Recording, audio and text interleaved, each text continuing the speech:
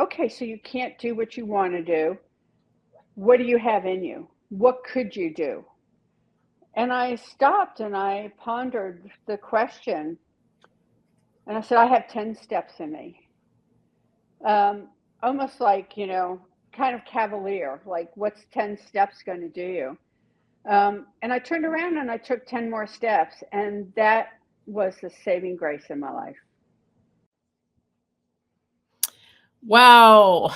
Okay, here we are. We are live. I am Mary Grace. I am so excited to bring you this premiere of an interview that I did earlier this week.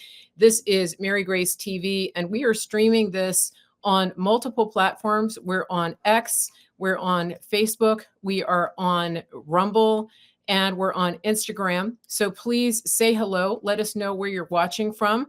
I have been promoting this interview, this live stream, because I really want everybody to be here and to take part. This is very exciting because it's an inspirational story. And it's a story that I think many of my listeners will be able to relate to. This is real life. This is a story of a woman who I recently met on X. Her name is Kim. She goes by Mimi.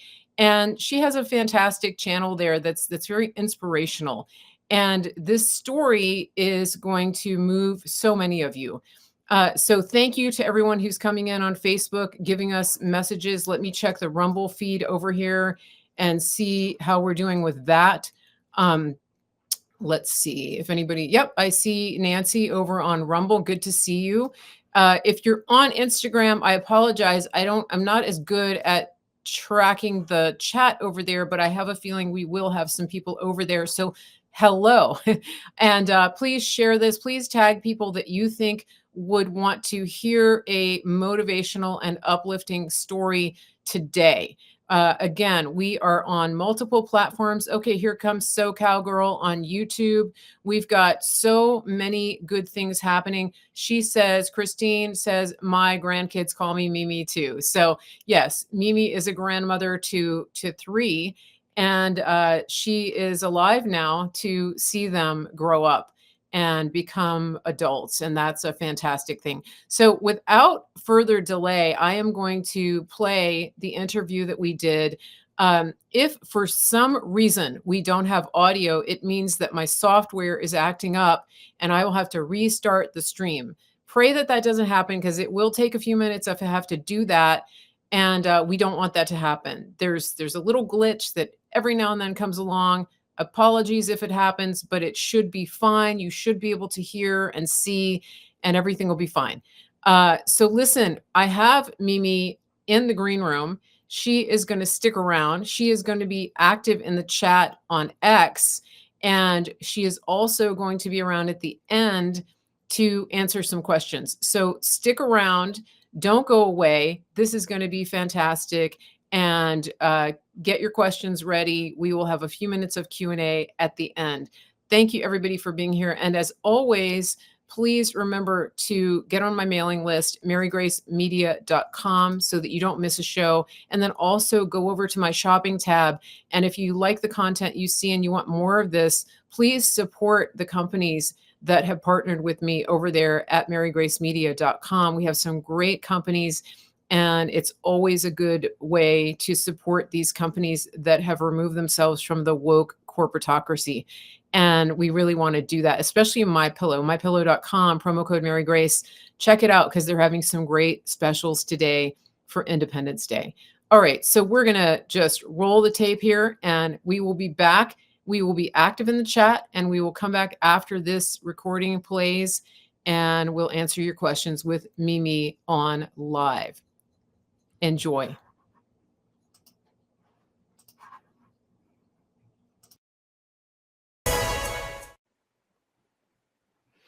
Hello and welcome to the show. You are watching another episode of Mary Grace TV. I'm Mary Grace, and I am bringing you a wonderful guest today. I think all my guests are wonderful, but I have with me today coming on the feed, beautiful Mimi. She is a friend that I met through my Twitter/X account.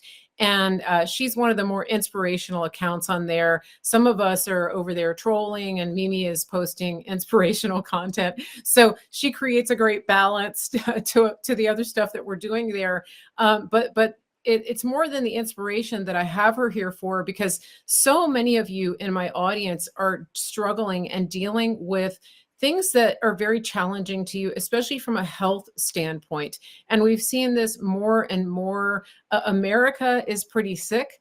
The Western world is pretty sick. And a lot of the issues that we have can be reversed through diet and lifestyle. And Mimi is actually a testament to that. She has overcome Parkinson's, rheumatoid arthritis, even stroke, and bounced back to be a thriving, active grandmother of 3, just doing amazing things. So Mimi, welcome to the show. It's great to have you here.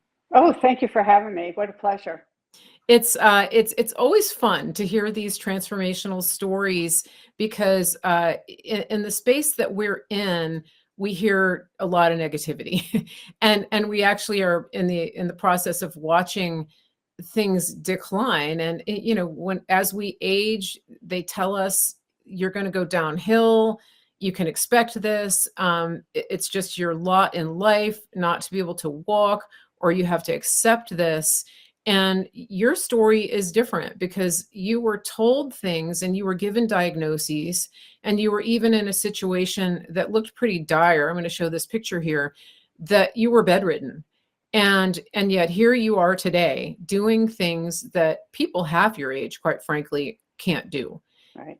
So tell us your story. Just give us the backstory. Tell us, obviously you're not bedridden, so go. No, I'm actually really active. You can't slow me down, though some would like to, but Yeah. so I'm going to be 70 in September. That'll put a little perspective of the era that I grew up in. Still, there was a lot of healthy eating when I grew up. So we had deer, a lot of fresh dairy, fresh fish, nose to tail meat, and so I grew up eating really well, and eating a high fat, high protein diet with very little sugar. There was very little packaged food at this point in the store. So, I think that, and I grew up in the country, so in a lot of ways that I knew that. So it was something that I could return to. But like a lot of other people, even though I ate well and cooked well, the whole fat's not good for you craze came out, and I definitely started to cut my fat, wanting to be trim and lean. And I was pretty active. I was an accomplished equestrian and a good athlete. So but I started to trim the fat, and then eventually became really pretty much plant-based. Was vegan for 6 years.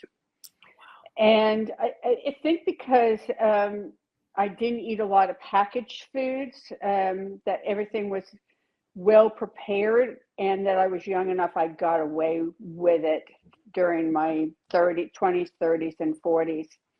But then as we got into my 50s, I was quite busy working. I was a stay-at-home mom, but then I ended up, as my youngest went off to college, had a career, and did what a lot of people do, where you dive into your career, overwork, and you start neglecting the things that are really important and that allow you to thrive, working 60, 70 hours a week, and then was approaching menopause.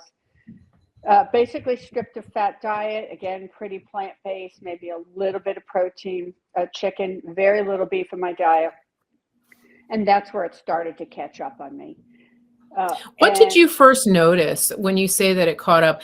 Your story sounds similar to mine. Like the under 40 crowd has a lot of, I guess, metabolic grace on their lives. We do. And Yes.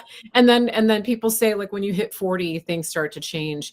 And a lot of my listeners, we have a lot of women in our audience. We also have a lot of women over 40. And so I think they're really going to relate to your story. Yeah. Things were fine, and then they weren't. And so what kind of things did you start to notice at first with that career and all of the stress you were under and living a low-fat vegan life? So I would say as I approached menopause, which was my early 50s for me, Mm-hmm. my sleep was affected. And that probably was the first thing that hit me. Um, and that's not good. You know, you think that you can get away with not having great sleep. It took a toll on me really bad. And I think that was a catalyst for some things. I started to have a couple falls, uneventful falls, but I broke bones. And uh,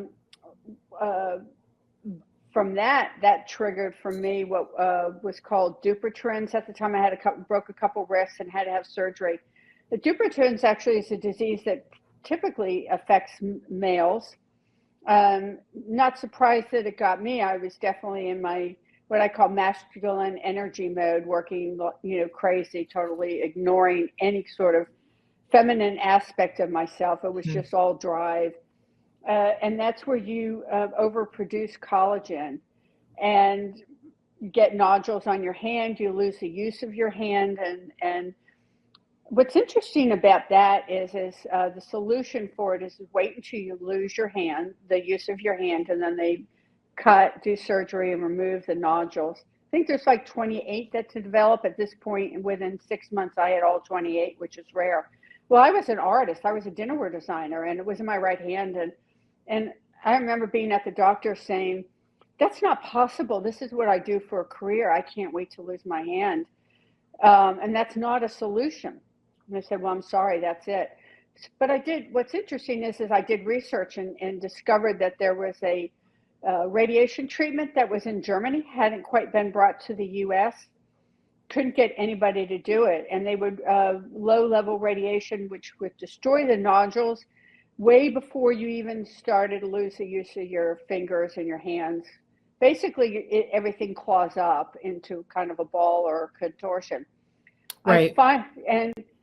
So here I am being really proactive, and that's the interesting part, because I lost at some point down the road when we get to the story, I lost that sort of proactive mindset of like, wait, I'm not going to accept that. But I did get radiation. I had to go to another state, as synchronicity would have it. This gentleman who worked in a cancer center found great results from it, and actually knew somebody in Charleston, where I am, who did the radiation therapy for me. While I was with her, she noticed, because at this point now I'm having trouble. I could only stand if I sit, and I stood on my feet. I started to have a lot of pain. I had a lot of pain in my neck. I started to have a lot of inflammation, and she noticed it. So I'm kind of like focused on my hand, not paying attention, thinking, I'm getting older. Of course, I'm getting arthritis. This is happening. And she looked at me and said, something is not right with you. Tell me what's going on. And I explained it. She said, you need to go to a rheumatologist. And it was that point that I was first diagnosed. While I'm being treated for the Dupuytren's, 2 courses of radiation, I was diagnosed with rheumatoid arthritis. And that's when things I just started to go downhill from there. And that's an autoimmune condition.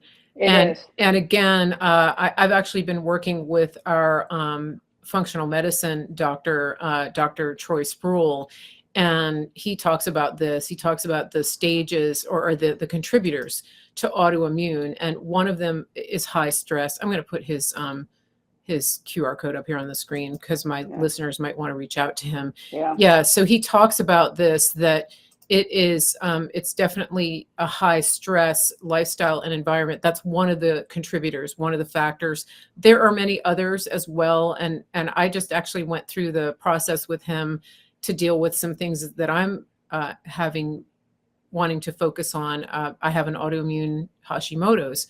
And so he goes through the questionnaire with you, which is very different from normal medical protocol, where the doctor hardly spends any time talking to you. So that's right there. Synapse, guys, officialsynapse.com. We'll get back to listening to Mimi here, but if you want to contact them, they do a free discovery call, and it's officialsynapse.com. Just tell them Mary Grace sent you. Let me see if I can get this off the screen. Okay, producer, come on, let's go. That's me, producer. So you were so this was the first hammer to fall, Right. was rheumatoid. And so what were you thinking as a mid-50s woman who had had all the things and all the success? All of a sudden you're hit with this. What's going on in your mind? I mean, back then you pretty much, you have this, you're going to have to live with it. We have to manage it. And that's going to require a lot of medication, which Yep. I was put on. I mean, my medication for this illness alone was hitting the $60,000 mark a year. And so, you can't move as well. So now my activity level is going. I mean, it's quite painful. You're going through the course of, you're on the prednisone for a couple of years, which is not good for you. No. I'm starting to see, which is reverse, but I'm starting to see the moon phase happening. I'm on the methotrexate, the Plaquenil, and then that's not working. And then we're on the biologics, which are the expensive injections, just to try to function. And, it wears on you. The medication is really brutal. And so now I'm starting to, accept sort of a downward spiral. That's like what you said in the beginning. This is just my lot. I drew a bad cards. I have a bad hand. And how many people? How many times had you heard that prior to that from other people? And to my listeners, how many of you are thinking, "This is just my life. I'm getting older. It's what to expect." Right. How many people are thinking that? Most of them. Yeah, and that's where you were, and it happens really quickly, doesn't it? It does. It happens really quickly, and when you're in a lot of pain, and especially now chronic pain, because there is a lot of pain with it in your joints. It's hard to think clear. It's hard to. I mean, it really is. There's something about chronic pain that just eats at you, and thinking clearly is not easy. And I'm not thinking clearly. I'm eliminating the gluten. I'm eliminating the nightshades. Other than that, you don't get too much other direction from health. And were you still working at the time? You were actively I was in your still career? working. I was active in my career. And it was tough. But as it would turn out, 2 years to the month, and I had some, I'll just back up real quick. One of the first biologic that they put me on, and they pretty much tell you, I'm not sure if this is going to work, but insurance requires us to start with the cheapest and give that a few months. I had severe side effects from that. I would walk down the street, and not a street that I would walk down, hundreds of times, and all of a sudden I have no idea what town I'm in. And I would have hallucinations and other things. So, you go, and that definitely affected me. And so, that was allergic, but I'm going through this trying to manage. And two years to the month was when I previously had some neuro symptoms. It was not right. My children were noticing I'm not right. I clearly could see I'm not right. And that's when I was diagnosed with Parkinson's disease. And so this is all before the age of 60? Right around 61. Okay. So Okay. So 9 years ago. So right at the 60 mark. Okay. So Yeah. So now I'm thinking my life is really over. Over a period of several years. Yeah. I mean, I've known two year period. I had all three. Yeah. Yeah. Wow. I've known people with Parkinson's, and it's devastating. And in the people that I've seen it, and yet here you are, clearly asymptomatic. Something's changed, and we're going to get to that. So you mentioned your family. At this point, your grandchildren were young, right? I mean, they are. They're older teen boys now, but yes, they were young, and they're looking. Mimi's failing really fast.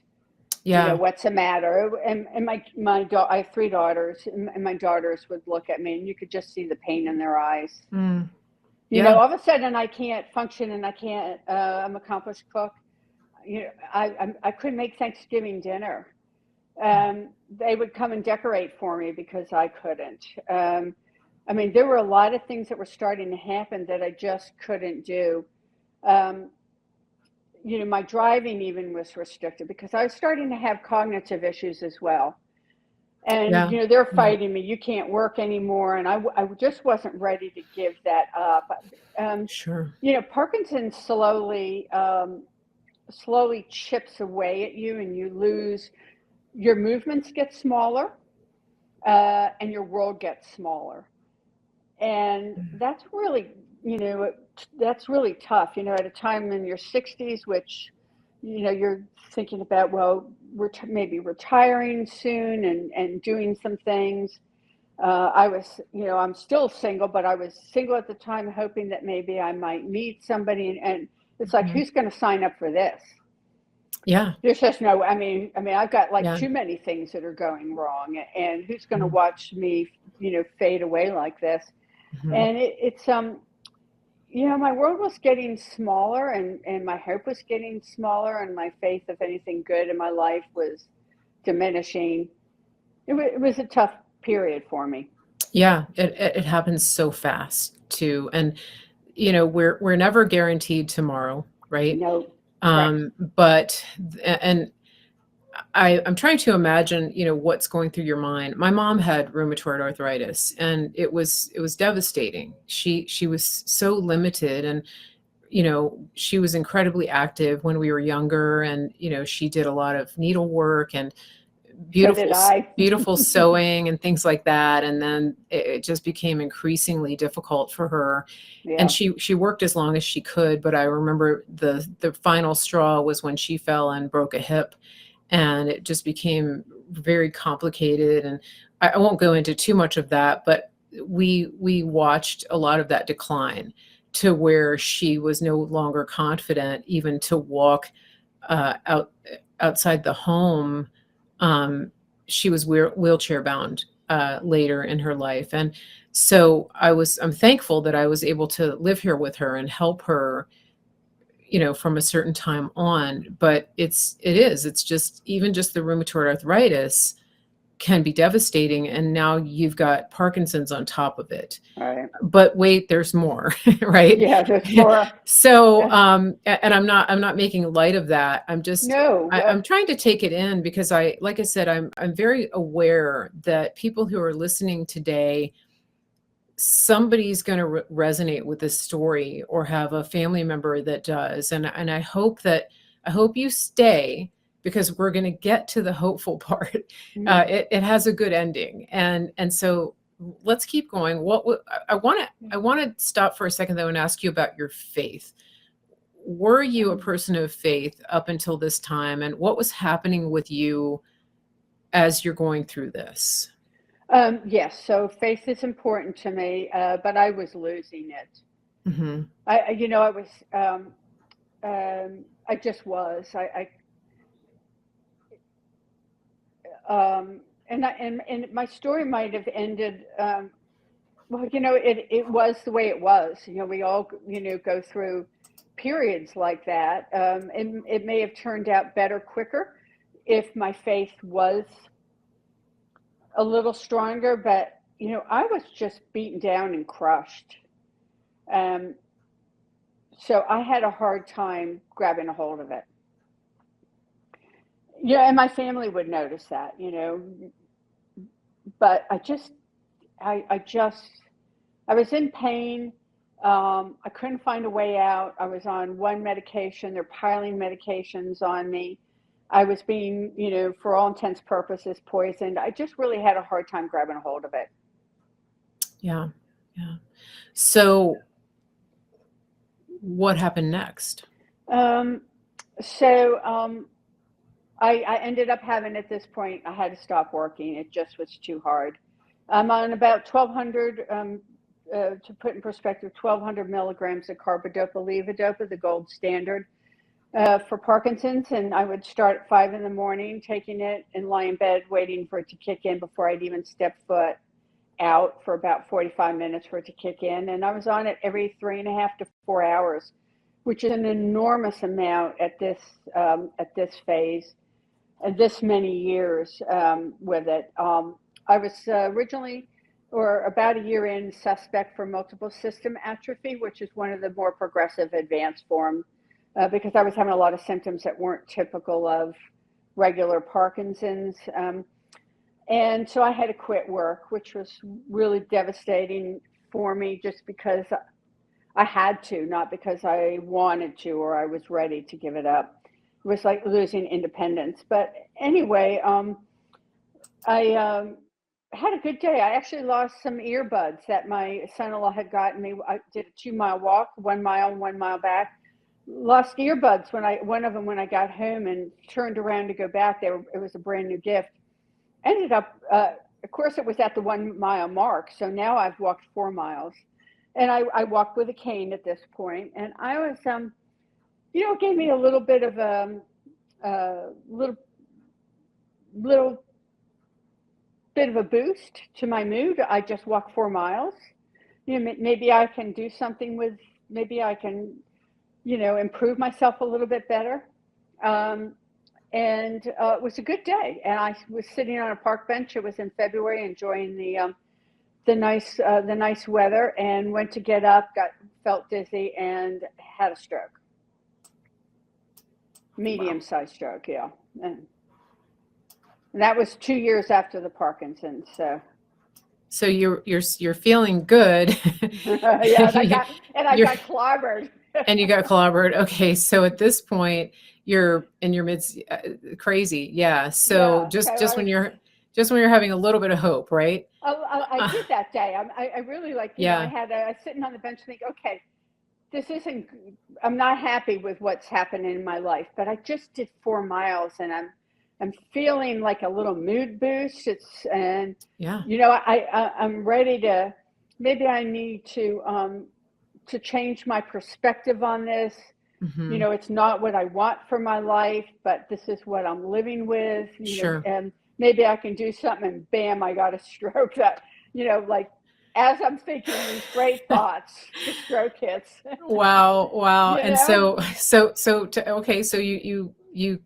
did you get, were you by yourself? Did you say your son was with you? I was by, 3 dogs, son-in-law. No, I was by myself. Your son-in-law. I was by myself, luckily, because I probably would have not survived. It was an isolated park. 2 guys were getting ready to jog. I could see out of the corner of the eye, getting to put their foot up to tie their laces on their sneakers. And I was able to call out enough to them. And they were the ones that called 911. Wow. Yeah. Wow. Otherwise, somebody would have found me. It was like 5:30 at night in February. They would have found me the next morning. Yeah. Because I lost the whole left side of me. My arm and my leg seized up, and I couldn't talk. And speak. And as it turned out, I got to the hospital within a half an hour. I got TPA, which is a drug that prevents further clots from happening. Mm-hmm. And we had a stroke center, and again, it was a medium-sized stroke, and that's dependent on how long you have the symptoms before they subside. But definitely TPA prevented anything further from happening, and I was just lucky that these 2 guys happened to pull up. Yeah. And enough that they could hear me speak. Because sure. I tried to dial. Yeah. I couldn't dial out on the phone. It's like angels. I know, for sure. Yeah. I mean, stories like that, it's so clear that God has a destiny on your life and that it wasn't your time. And, what are the odds that these 2 guys would be there in this kind of isolated area? I really believe that God intervenes in things like that. Yes. And, you clearly had a will to live. You were out there walking and trying to push through this, even in spite of how hard it was. And so here you are, you're in the hospital, just boom, boom, boom, one thing after another. And I can't imagine what you're going through emotionally because of this. I look at your channel now and I see the things you post. It's just so hard to imagine somebody who's at rock bottom like that, with all of these things, again, because the conventional medical wisdom would be telling you to get your affairs in order, Yeah. right? And Well, yeah, they actually, yeah, and I'm not quite at rock bottom, because I came through the stroke fine. Actually, through everything, it was the easiest part. Unfortunately, the IV that I was administered, probably in the ambulance, though the hospital has something is responsible for in part, was infected with staph A. So I was released from the hospital 3 days after the stroke, 3 days. 24 hours later, I passed out. Luckily, my daughter caught me. Was rushed back to the hospital in the middle of the night. They discovered that I had bacteremia from the staph that was spreading through my body, becoming sepsis, and was really sick. And that is the worst part of everything. I was released 11 days later, unbeknownst to me, and I was positive for 5 days, which is not good. They put me on a second antibiotic, and I'm screaming my back's in pain, and they're saying, lady, you've been lying in bed for forever, how long? Of course your back's hurting you. And I kept trying to say to them, no, but you don't understand. I've never had back issues. And so they released me 11 days later, taking me off of the antibiotic that was improving me, sent me home with a PICC line, a walker, was still in a lot of pain, unable to move very well, and sent me home with 30 days more of this antibiotic. And about 2.5 weeks later, I ended up back in the hospital. My blood work was normal. They wanted to send me home. My son-in-law absolutely refused, said, I'm sorry, you need to do an MRI. My mother-in-law is sick. My daughter's there too, saying something is wrong with her. And they said, we can't see anything. She has antibiotics. She just needs to finish them. Anyway, they refused to take me home. My family did. Thank goodness. They saved my life. Everybody needs an advocate. Everybody needs an advocate. Absolutely. And there was nothing on the blood work to suggest that the doctors were wrong and that I was right, that I was sick, but my family knew something was wrong. Yeah. And demanded an MRI. I finally got one at 3 a.m. They came back with their tails in the legs, saying that the infection is spread, causing osteomyelitis and discitis, which is the staph is now eaten my lumbar spine, my disc, and I had an abscess of staph in my spinal canal. If that were to burst, it would immediately go to my brain and kill me. And they're like, you're in the hospital and this is grave. And yeah, so that was that was like everything else kind of paled in comparison to Sure. this. Yeah. Because it's pretty hard once it seeds in your body like that, especially when you're on antibiotics, to get rid of it. It encapsulates. I had emergency surgery in the middle of the night for surgical debridement in my spine, but everybody's calling to tell me they love me before I go in. I'm becoming septic. Yeah. And I had a 50% chance of even surviving through the night, just because it spread that bad through my body. And this is one of those things I think people are a little more aware now of sort of the dangers of hospitals. Yes. and the hidden perils. I don't think I would say definitely more than a few years ago. When my mom was in a rehab facility for her broken hip, she developed C. diff. And it was similar. Yeah, it was similar because when I talked to the doctor, and I had a friend who was a doctor, he said, your mom's hip is going to be fine, but the C. diff could kill her. Yeah. And that's when I realized how serious it was, and we were just praying. And so I get it. I mean, and staph and sepsis, it's just boom, instant. Yes. So I think this is a good time to take a quick break.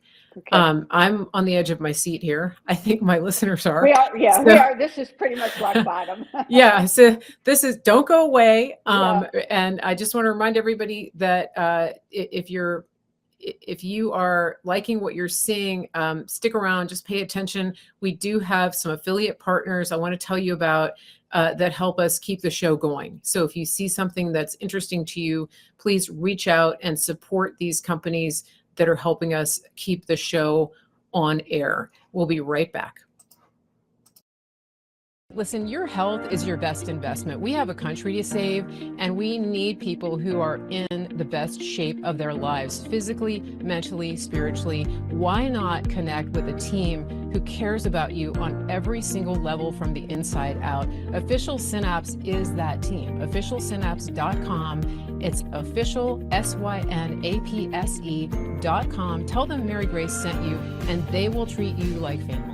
If you're like most people, you really probably haven't thought about transferring your paper dollars into physical gold and silver. But I want to tell you a story. My friend Andrew Sorcini over at Beverly Hills Precious Metals, he recently went overseas and he wanted to buy a watch. He likes fine watches. He took 3 currencies with him. He took gold, he took Bitcoin, and he took American dollars. Now, there used to be a time when the American dollar was king. I remember that when I used to travel overseas. Everybody wanted dollars. The people that he was dealing with would not take his dollars because the dollar is so devalued around the world. They wanted the gold. So this is what I recommend to you. I want you to think about this. If you have cash in the bank, if you have an investment account that you have worked hard for years to accumulate, consider the value of converting that money into physical gold and silver. You're not buying something that's losing value. You're changing those worthless dollars into a tangible physical asset that will go up in value, which it has done historically. Here's what you're going to do. You're going to go to bh-pm.com. The first thing you're going to do is schedule that free consultation. Second thing, just think rationally about this, pray about it, go to the Lord, see what the best decision for you and your family is. I can't tell you that. I don't want to pressure you into that. What I do know is don't be scared, be prepared. And so the third thing you want to do is make a decision for you and your family. Make a decision, take action. bh-pm.com. Let them know Mary Grace sent you. When it comes to food, we really want to be aware of what is in the food that we're consuming. And that includes different types of technologies, jibber jabbers, technology that can alter your genetic makeup. And this is why we want to focus on American grown beef that isn't injected with things that you wouldn't put into your own body. We really don't know what tomorrow is going to bring. We saw 4 years ago what happened when the whole country shut down and people couldn't even go to the grocery store. We saw what happened when meat and other foods were rationed, and that could happen any day. We want you to be prepared. We want you to take action. And one of the best ways to do that is to secure food for yourself and your family.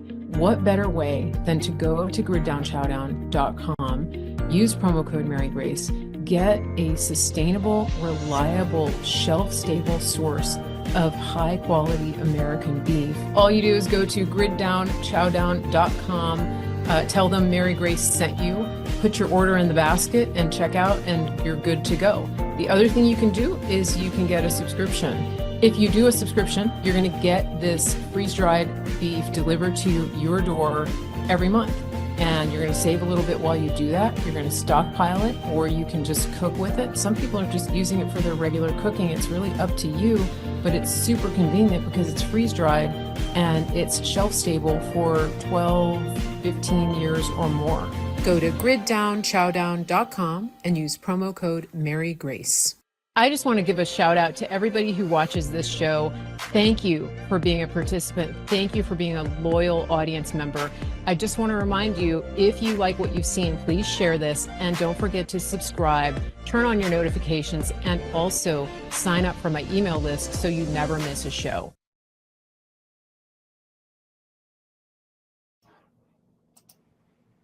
Okay, we're back. And for those of you who are just joining in, we are talking to Mimi, and we left off with a pretty dire situation. You were in the hospital, you had a raging staph infection, and you were basically given a 50-50 chance of living on top of all the diagnoses that you already had. Mhm. So what happened? What's next? I left the hospital the beginning of April. So I got in about February 7th, beginning of April I left. And then I ended in rehab. And the picture that you showed me in the bed is where I'm in rehab. At this point now, they're saying that it's MRSA because all the antibiotics were failing. And I had a lot of complications when I was in the hospital, including like 0 white blood cells and being on lockdown. But anyway, I'm in, and that's one of my grandsons that came to visit me. That face is blocked out. But Yep. I went into rehab, learning to walk again, to do a few stairs, and went home. Had physical therapy for about 15 months, and I'm not doing well. My family's thinking, and approaching the subject, if this doesn't turn around, we're going to have to think about putting you in a home. I was very limited what I could move. I had to sit to wash my hair, sit to shower, sit to prepare any kind of a food, had to use aid to move. Now, were you living on your own at this time, or were you with family? I was. I moved into my family's home, Okay. but they were traveling, and I had my daughter actually was newly married, so I moved into the in-law suite with them. I couldn't live in my place. I had 27 stairs. I never went back because he said I'll never walk stairs again. Right. And so they were traveling, but I had an in-law and I had home health, and somebody to come help prepare food and help me through the summer. So about 15 months physical therapy is like, and the doctor said, this is just, I have another curve in my spine because of the infection. It had a self-fuse. They're like, you're lucky you're alive. You just need to live like this. And, I still could hardly move, could hardly do things. I'm really not taking this well. This is just, and I'm in an enormous amount of pain on top of that. And it was really hard for me to handle. I was quite discouraged. And then one day I walked to it's my famous mailbox story. I walked to the mailbox and wanted to try to walk further, and I couldn't. And I turned around in absolute defeat, just thinking, I'm just going to let this take me. I mean, I can't get anywhere. I still at this point have a 50-50 chance of living because the bacteria hides and encapsulates and waits for an opportune time to infect you.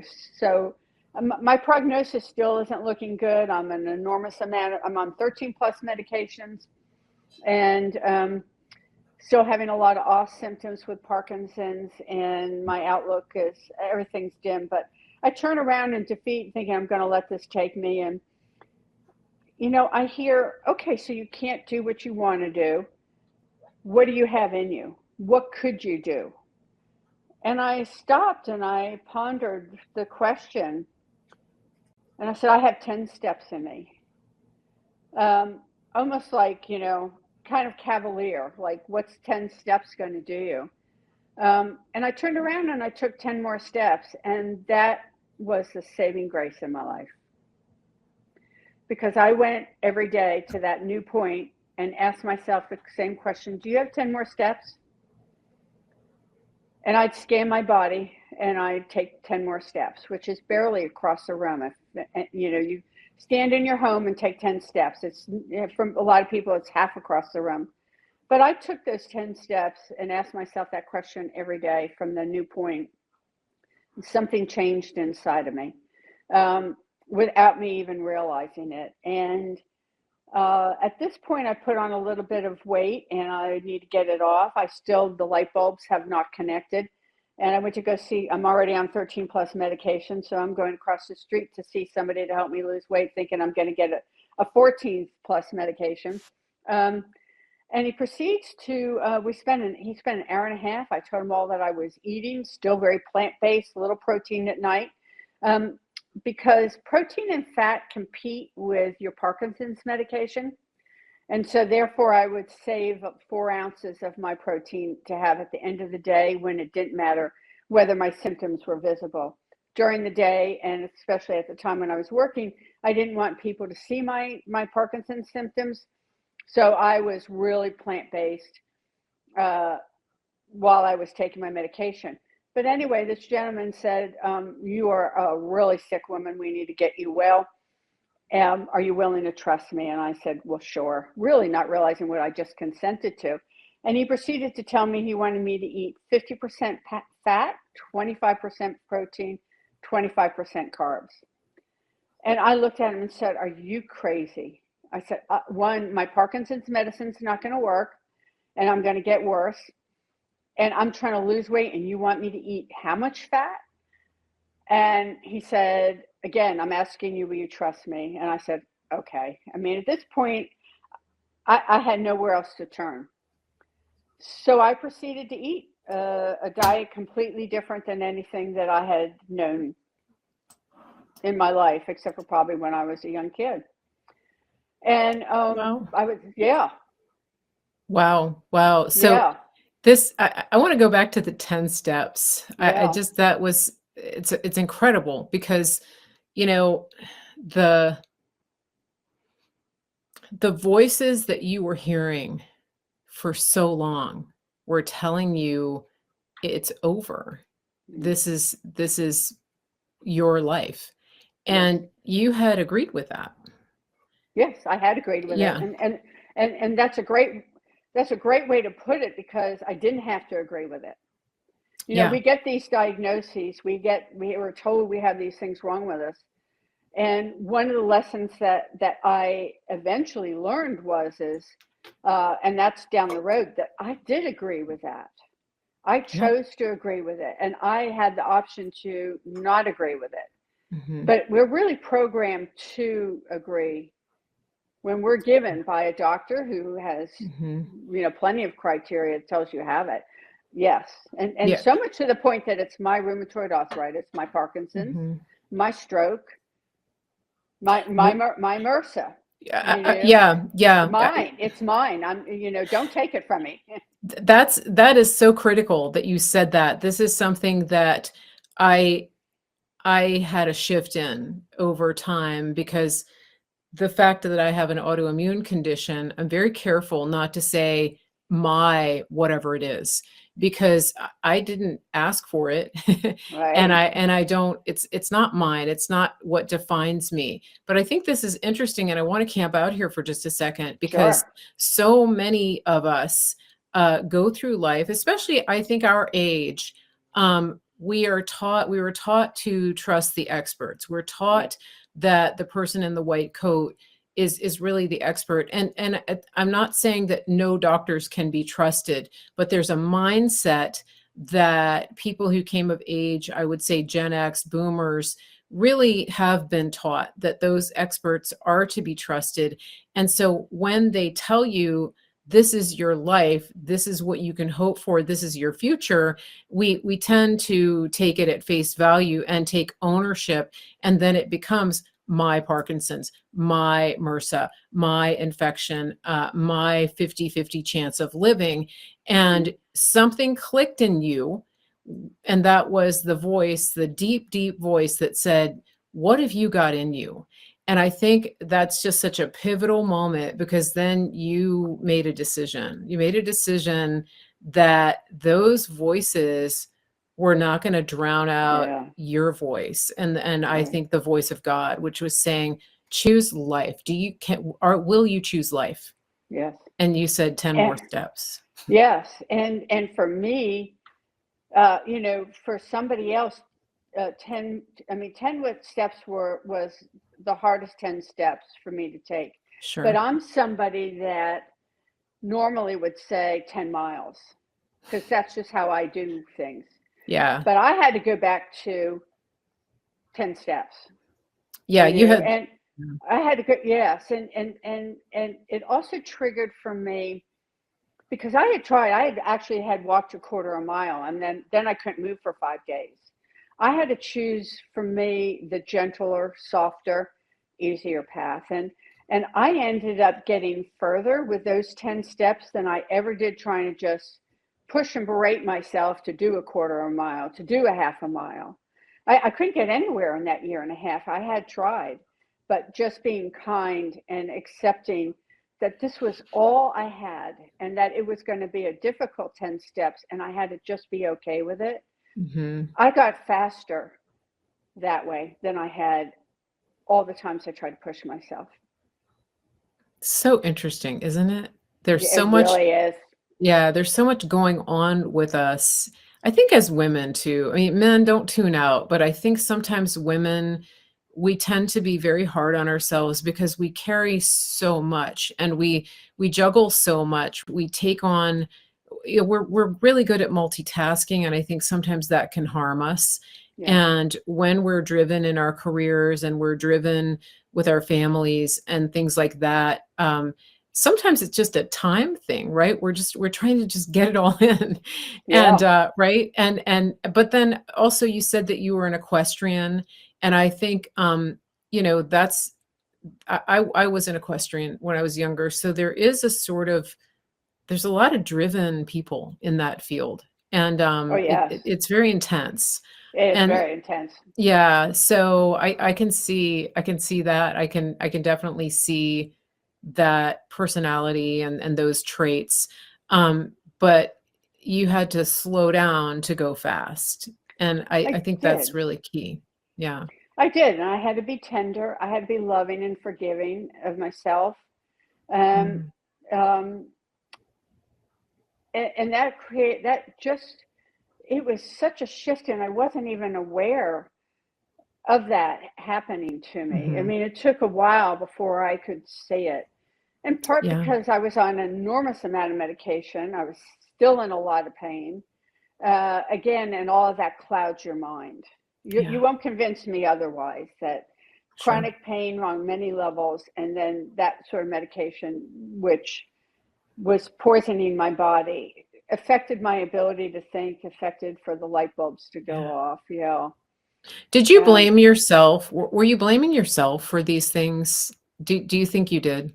The that's so interesting you asked that, and I say that because I'm in. I had a documentary team that followed me for 3 or so days. I'll be in a documentary called "Healing Humanity," and that's one of the Oh, yeah. questions that I was asked that came through. Unbelievable moment that got filmed. At the time, I didn't. I don't know. I think so, probably because that's my nature. I'm pretty tough on myself. you Yeah. know um Yeah. um and and one of the gifts through all of this is learning not to be so tough on myself, Yeah. because it just is that way. Yeah, so I think I did blame myself. uh, um and um and I saw all of this as a weakness, and I don't like weakness. It made me very vulnerable, having to depend on a lot of people for things. I'd rather have my eyeballs gouged out, frankly. I've, Yeah. I'm just laughing because, yeah, it's just the independent spirit. I get it. I totally get it. you It's know, yeah. yeah, Mhm. and now I've had to. I mean, one of the gifts is I've learned to be really vulnerable. I mean, I'm pretty open sharing myself, and that's makes me, which I didn't even intend to do that. That was another God thing. Um, Mhm. and there's some beauty in being vulnerable. There's a beauty in asking for help, and uh, you Yeah. know, having that people care and want to do things for you, and not seeing being vulnerable as a weakness. So there have been a lot of blessings, but yeah, the enormous amount of lessons, and then as my body healed, changing my diet, just remarkable things happened. And I'd say in 6 months I started eliminating my first medication, which was my omeprazole, because I had no heartburn. So why do I need medication twice a day for heartburn? Mhm. At 9 months was when the light bulb really went off in my head, where I really started. At this point, I'm sort of just going through. I'm not feeling worse. Maybe I'm feeling a little better. I'm still doing my 10 steps. I'm walking more. I'm not hurting as much as I'm trimming down. I still am limited with my movement. I'm still showering to wash my hair, but I'm starting to feel good. And my symptoms, my neuro symptoms are improving at the 9-month mark. And that's when I started to get to 70, 80% fat. And that was kind of by accident. I found myself craving beef. I found myself craving fat. And he said, you just need to listen to your body. Just go with it. Don't worry about it. Mm. And I started to find I don't need it, because before I would take my Parkinson's medication. I mean, I didn't even need a clock. I knew in 3.5 hours, where I had those pills lined up to take my next, Sure. my medication. And I'm not having to do that now. And that's when I connected in my head, oh my God, my diet is, Yeah. I am nourishing my diet, and my diet is absolutely changing the way I feel, and it's affecting my health for the good, and it's starting to, it's performing better than the medications, and I'm healing. So, wow. So Yeah, you're at 70 to 80% fat. And let's just clarify for listeners, you're eating fatty meats, like fatty fatty meats. beef, ribeye, that kind of Yes, thing, yes, every marbled. marbled. And then I'm Hmm. adding MCT oil and a little Okay. coconut oil in my diet to get up. I am Hmm. having avocado. I'm not carnivore yet. I'm keto, but and I do want to say Yeah. I'm clean keto. There is a difference.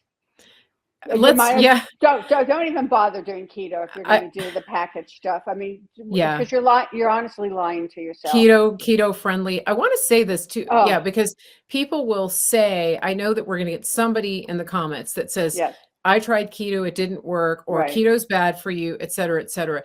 If you're buying things that are in a package with a barcode that say keto friendly, or it's something about net carbs, and yes, you open it and it's sweeter than any bag of cotton candy you could ever right. eat, that's not a keto diet. No, That is what I would call a Cheeto yes, that's diet, a good one. because you're cheating. You're basically just substituting the crap that you were eating before with stuff that's supposedly keto approved. Right.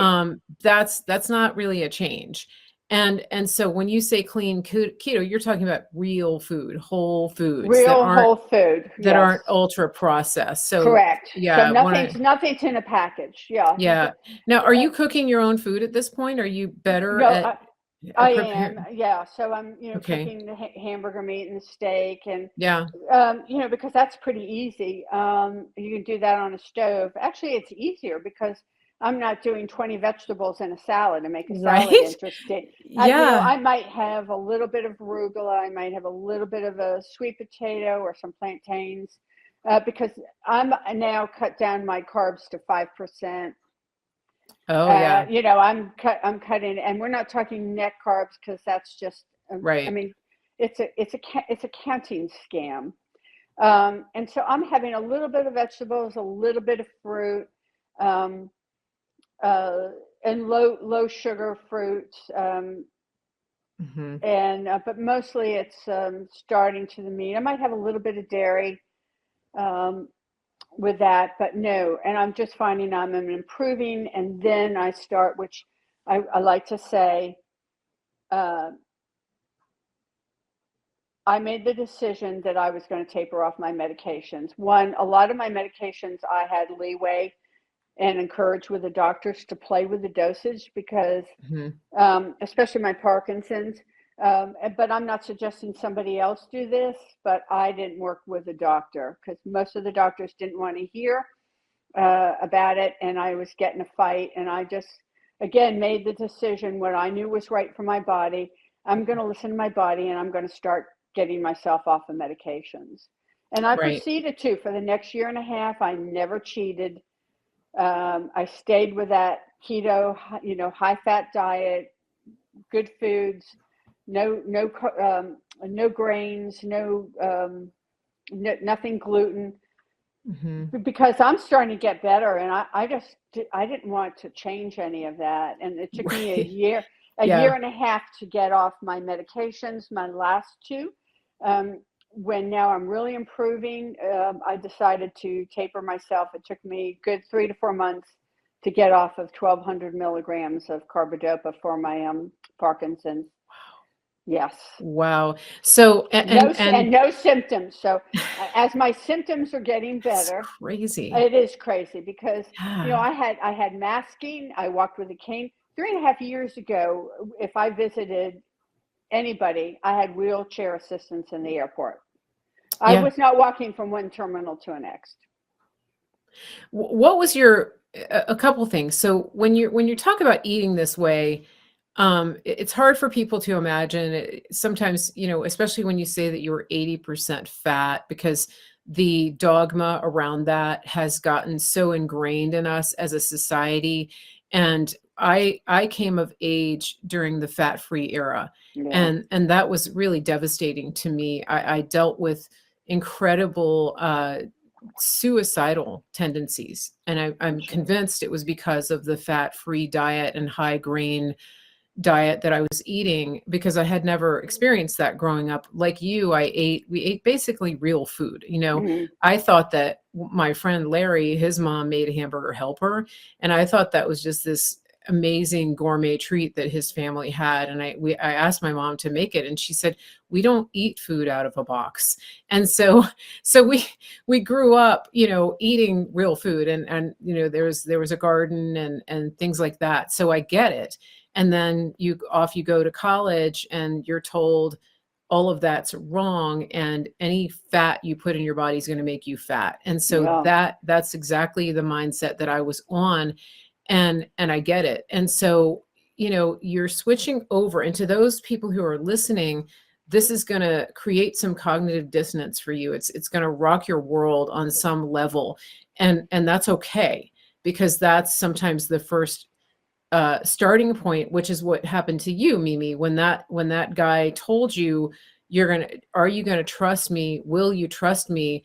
You actually got angry when he told you the plan, and then you realized, what have I got to lose? I mean, I'm a Yeah. walking time bomb here.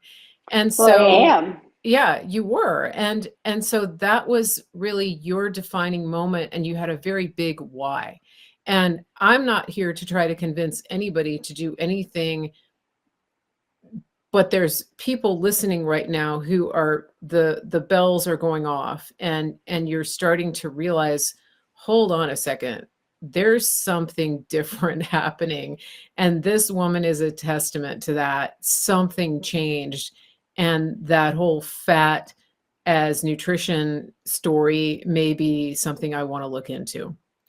That may be you if you're listening. So that's just something to think about. And I will put some links and resources in the chat today, or in the comments, and in the notes. Just be aware, I'm not actually trying to sell you anything. I'm just giving you someone else's story, and I haven't even told my story yet. But there's some things that are changing in me because I've been embracing this way of eating for several months now. But let's get back to your story, which is what's going on with your family at this point. I mean, your family was ready to put you in a home, and Yeah. I can tell they loved you, but they were heartbroken at what was happening to you. Yeah. So how's all this going with them when you tell them that you're going to eat a whole bunch of meat and fat?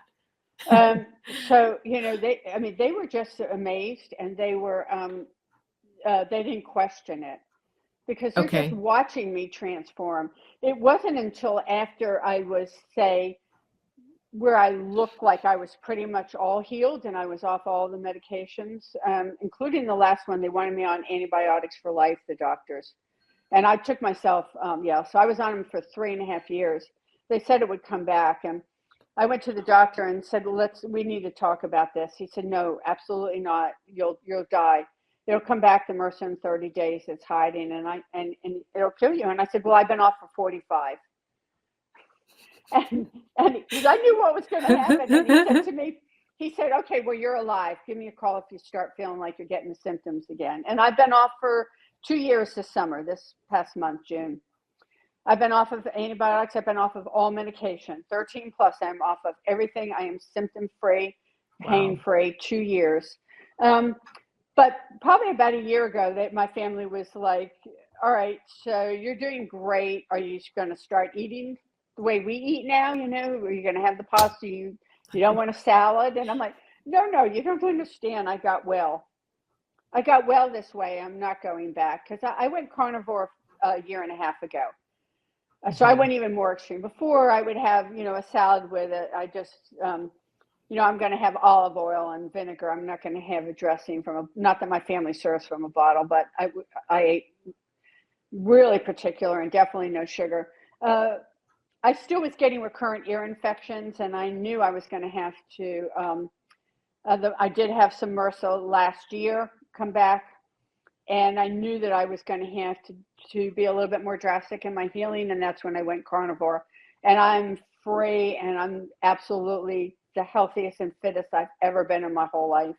Amazing. Yeah, I'm going to walk 16 miles tomorrow. I just did 14 last week. I weight train 3 times a week. I'm literally unstoppable at my age. And how old are you now? I can ask. I'll be 70 September 2nd. Wow. And I really hope that people are taking hope from this. I certainly am.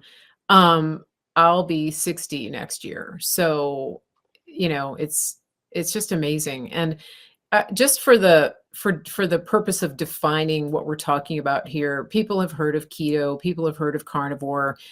When it comes to like what is carnivore, basically Dr. Sean Baker says anything that had a face or a mom or dad. Yeah. And so Dr. Ken Berry says beef, butter, bacon, and eggs, just to keep it simple. It's animal products. So it's going to be, for many people, it's primarily beef or other ruminant animals like lamb or goat, because of the way that those animals, their stomachs are actually, they have 4 stomachs. And so they digest and process foods and toxins in a way that produces an end product that many people who have a lot of sickness in their body find to be the most digestible and the most bioavailable. And there's much less chance of ingesting any toxins from the meat. There's other reasons behind it too, but carnivore also includes pork, fish, chicken, of course, eggs, some dairy, those types of things. It's all under the umbrella of carnivore. It just really depends on the taste and the preferences and also the issues that each person is dealing with. People will use carnivore as a strict elimination diet. Yeah. Some people who watch Michaela Peterson and Jordan Peterson have learned a little bit about that because they've done something called the lion diet, which is really just beef and salt and water. And because they had so many severe issues that they were dealing with, that's extreme. It's not necessarily what everybody needs, but a lot of people find that doing a strict 90-day carnivore way of eating can really affect some drastic change. And then they slowly may reintroduce things. But what you're saying is that you decided to go just strict carnivore because you knew that reintroducing those things, which your family asked, that you didn't want to because you don't want to take the risk, right? Right. And I'm actually lion diet now. Okay. Yeah. And so I did want to, because you just touched on it with elimination. So when I did the 50, the 25, and the 25, and it was clean, how I got to where I am now is I started to notice that if I eliminated lectins or oxalates, I had an improvement. And that's nuts and vegetables, basically. Nuts and some vegetables. Yeah, okay. There are some that, like I can still have avocado. Those are fine. A couple others. Mm-hmm. But what I found is I started to make choices. What is going to make me the healthiest and what makes me feel good. And so when I had as many symptoms as I did, like the Petersons had a lot, I eliminated. And I kept eliminating until I got to a point where I was symptom free and the healthiest I've been. which is where I am now. So Okay. it was, and somebody might be able to stop. So I just eliminated eggs this year, and Okay. it's like I just don't do as well with eggs. I Mm-hmm. wish I could, and somebody else might be Yeah. able to. Yeah. But for me, and can I go back? I keep testing. Now I'm here in Florida on vacation. I will have fresh seafood. I do fine with that, but I do better when I keep it simple. If I add nightshades back, which are tomatoes, eggplants, peppers, I definitely will notice that any sort of joint problem or flare could come back. So Mhm. it's not worth it to me. Um, when I travel, I might break a little bit of rule, and I'm healthy enough and have been in it long enough that if I go back to the way I eat the next day, I'm fine. Sure. But I eliminated, not for the sake of eliminating, but my goal is I don't want to have, we're not supposed to walk around with pain. I mean, I even have osteoarthritis, bone Right. on bone joints, and they don't even bother me anymore. Yeah. You know, so we're supposed to be our healthiest. And so I eliminated who I could get at that point, which is where I am now. It isn't just Mhm. eliminating for the sake of eliminating to say I'm on something. Sure. Yeah. And I think that's really key because I'm in some communities with people who are coming into this way of eating and wanting to get more support. And I think one of the key things that you're saying here is that you're doing this by choice. You're Yeah. making your decisions because you actually want to be better.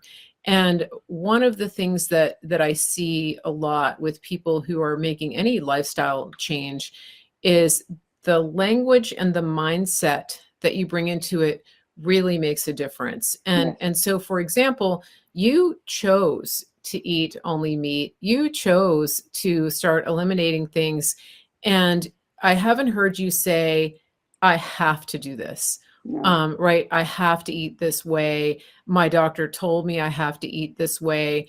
In other words, you are owning your choices and you Yes. are taking personal responsibility. And this is a big thing when it comes to making the changes. And I think that all goes back to those first 10 steps. What do you have in you? Right. Do you have 10 steps? Right. And right? And so Yes. what is it that you want? And I'm talking to my listeners right now. What do you have in you? And what do you want? What do you want this part of your life and your future to look like? And what do you want to accomplish? And are you willing to have that talk with yourself? And are you willing to find those 10 more steps? Are you willing to look seriously at making changes? Not because you have to, not because somebody's telling you to do it, but because you're owning your choices and you're taking responsibility for who you are and where you are. That's my question to everybody who's listening. It's my question to myself. And I ask myself that a lot. And I know that Mimi has done that too, and she does it every day. I do it every And day. Every decision I make is this what's best for my health? yeah, You know, it's and that's one of the reasons, I did lose weight. yeah. That's just a natural progression. Why I don't show pictures of that, because I didn't do it to lose weight. I did it to get healthy. Mm, Because there's a different mindset when you are making a decision. Is this the best decision for my health? Then am I doing this so I can fit in this size? it's There's so a there is a difference. One, to me, I find is lasting, and provides a legacy.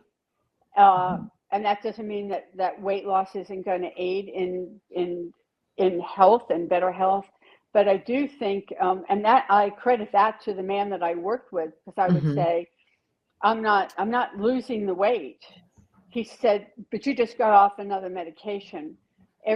Whatever you do, we're getting you healthy. Don't worry about the weight. The weight will come off and work itself on its own. And he had to talk me off the cliff a couple times, but Yeah. it really was a lasting key in my mind. So even to the point where, okay, I want to walk, I want to push and do another more mile, and then I ask myself, is this for my best interest to do this mile or not? Do I really have this in? Because it Mhm. changes how you live and how you how you value your body. Are you listening to your intuition? Because my eating is intuitive.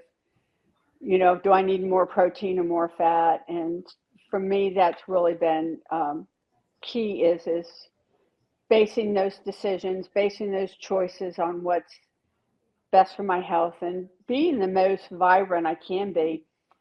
And it's the Mhm. best thing we can leave our children. My kids Yeah. my kids don't worry and fret over me. Not that they don't care and aren't thinking Sure. about their mom, but it's the best legacy I can leave them is by living my life to the fullest at this age, and it's pretty a vibrant, full life that I do have.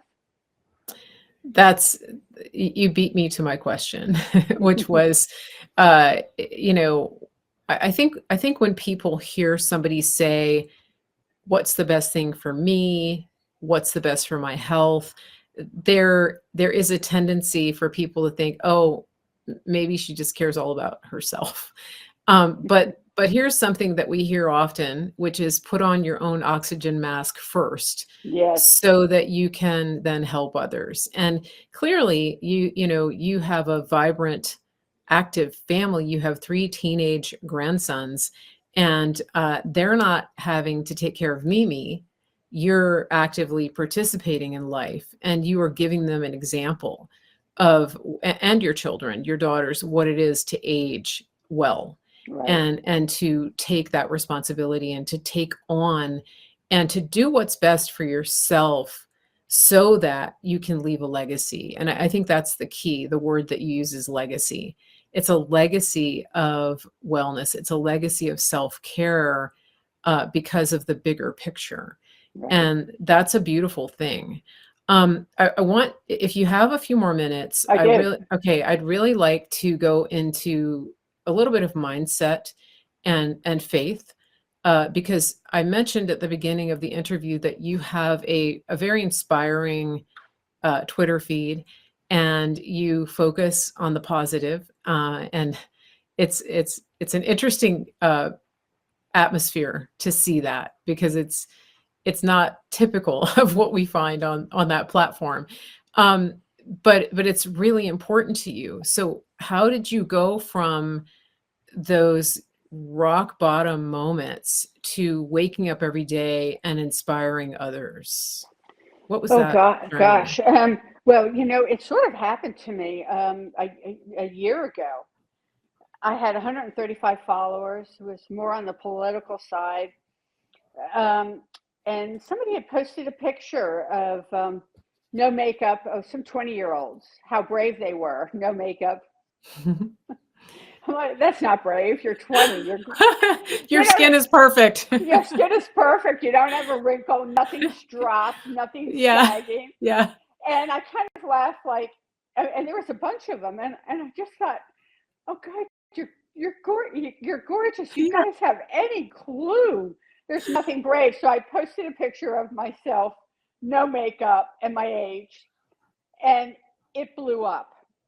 I had a Okay. thousand new followers in 24 hours. It got 10,000 likes, and all of a sudden, people are saying, "How are you doing this?" And I said, "Well, you don't know the story. I was sick, so and now I'm well. This is Mm. how I eat." Well, that clearly was a God moment. I mean, there's a lot of Sure. people on Twitter. And the funny thing was when I posted the picture, I was nobody's going to see it. I have 135 followers after 4 years, Right. Yeah. and I wake up and I was like, "Oh my gosh, I'm going to delete my account."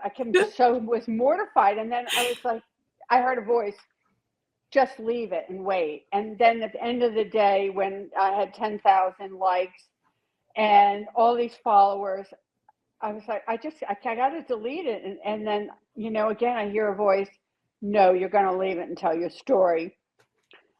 And that's how I Wow. got from there. And I started to share. And then, I really can't tell my story without sharing my renewed faith because, my part of my healing didn't just stop with the food. It started with I live at the beach in Charleston, and I don't know what drove me to go out to the beach and watch the sunrise. Um, and something transformed in me, and my heart just started to fill with gratitude, and a huge shift in my life where I really started to embrace the sunrise. I cold swim, I ground walk in my bare feet in the grass, just living, my life fully, and my heart's about to burst, and really from just gratitude every day that I get to Mhm. wake up and I'm healthy. And it's like you said, Twitter is an interesting platform, and I thought, I can't be true and honest in sharing my renewed faith, and I'm just going to do it. And if you don't want to follow me, you don't like it, and there's plenty that don't, then you can go somewhere else. But I Mhm. have to be honest, because um, it's a part of it. And Definitely. Yeah. I mean, yes, it's clear, going back to the park bench, that yes, God sent, I believe, two angels to get you to the hospital. And, and then you hear this voice, God is speaking to you yes, and directing you, and you have this will to live. yes, And, there's a verse, it's not in my head right now, but when God is speaking to his people in the Old Testament, in the book of Chronicles, he says, I put before you life and death. Choose, and then he tells them immediately, choose life. yeah, And so, like, he gives you the answer, but not yes, everyone is willing to do that. And you made that no, choice on that day when you decided to walk 10 steps, yes, that you were choosing life. And it's the thing that's inspiring to me about your story is that it's a process. It's very clearly a process. It didn't yes, happen all at once. And it also involves the will, that you are willing to take the steps. You're willing to participate and to move just one step at a time. And yes, I think that people get pretty frustrated when they don't see progress, yeah. especially, for example, you said that you really didn't even see much progress when you started working with the guy with your diet. It was like 6 months, that you started to notice I'm that. like not feeling. I'm not feeling worse. I'm not going Yeah, back for another medication, right, which right. is which was progress in its own self. But I Yeah. really didn't. It was really 9 months in. Yeah, and that's why I say, doing those. You're better to do those 10 steps every single day than to do 100. And I was an example of, okay, I got a quarter of a mile and then I'm set back. There's a Mhm. shift that happens when you show up for yourself for that little bit, whatever your 10 steps is. I know people that have had dealt with MS, with strokes, that maybe only can take 5 steps, and they are absolutely making phenomenal progress and having a firelight inside of them right now. There's something that shifts when you show up for yourself that every day. And before those 10 steps, I thought God was done with me. I really just, I was going to succumb to it. And, taking those 10 steps, and, now he's using me in remarkable ways. Um, and it was a slow process. My healing has been a journey of about, it's 3 years. With, 3 years, I took those 10 steps in, March of 3 years. So 3 years and 2 months. You know, it, Mhm. I was pretty sick, but think about it. My healing has been quicker than all the years I was sick. I was sick for a Yeah. lot longer. So, and at my age, I think it's really almost miraculous that I could turn around in the time period I did. Um, Yeah. and I just wanted to say that Mhm. the important thing is it took me, those 10 steps every day took me from a place of no longer looking where I was, but holding space, because I couldn't see where I wanted to go. That was too hard for me to imagine. I still couldn't see the light at the tunnel. That took a while, but I went um, from where I was to simply holding a space of where God was going to take me. I didn't need to see it, but I held the space for it. I I'm digesting that, because I've heard people use that term, but this is the first time that it's it's actually made sense to me. Can you say that again? It's Yeah. it's Um, profound. so when I turned to take those 10 steps, um, I no longer, I no longer saw, I no longer focused on where I was. Because if I kept focusing on where I was, I would still be there. Because I obviously was still there after all the 15 months of physical therapy.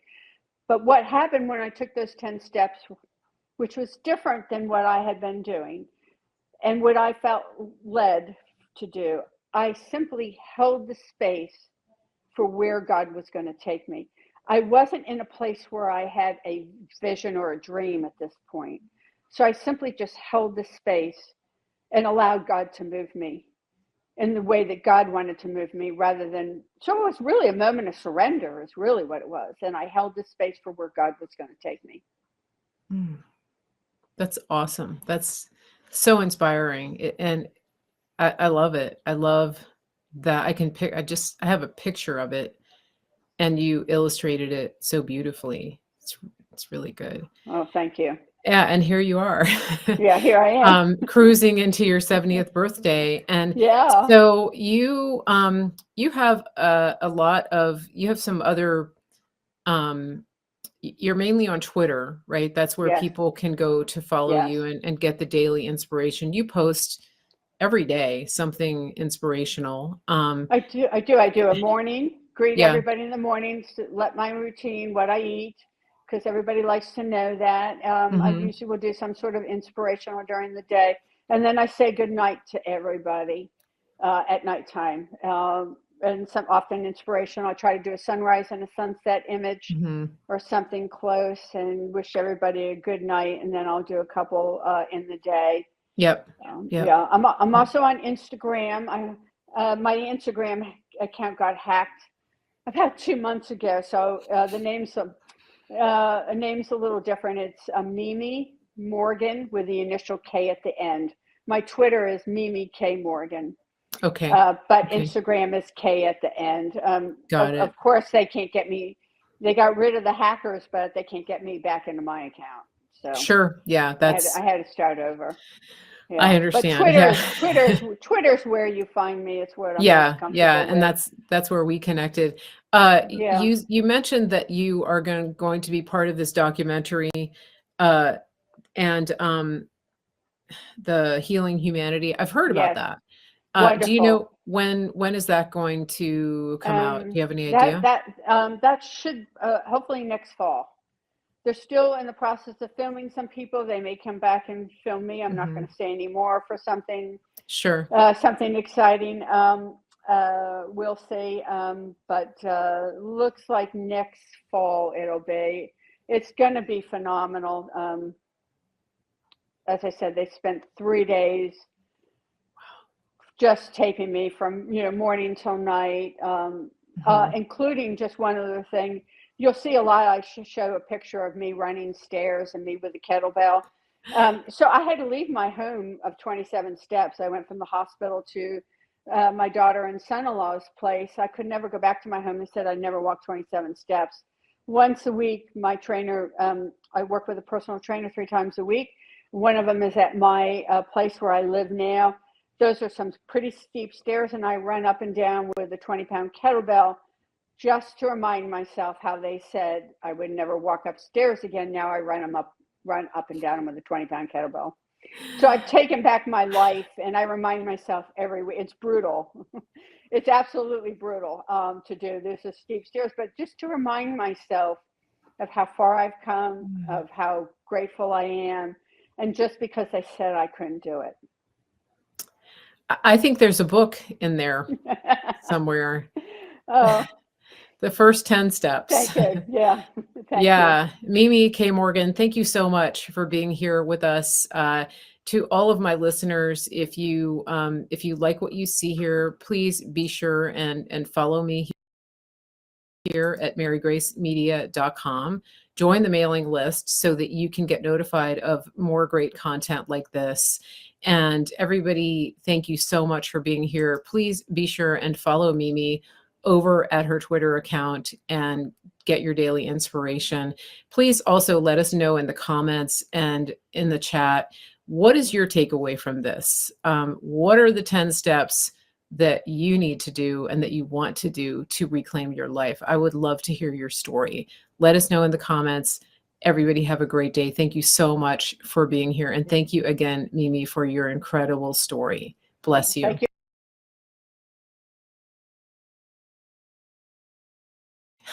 We're still here, so don't go away, everybody. I have with me Mimi. She is right here live, and we have gotten just amazing, incredible feedback in the chat while we have done this live stream. We were streaming on Rumble, Facebook,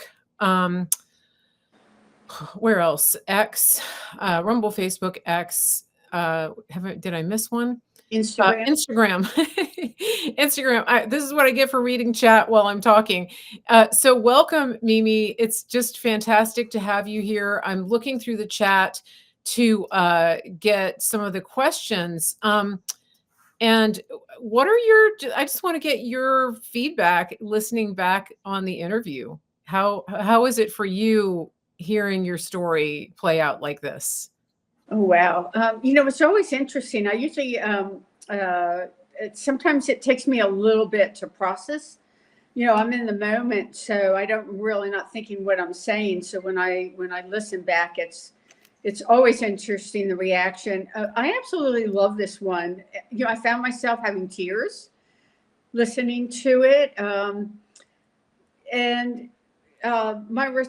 It's similar to the sense that I got, two women sitting on a sofa having a conversation, just looking at each other, just talking.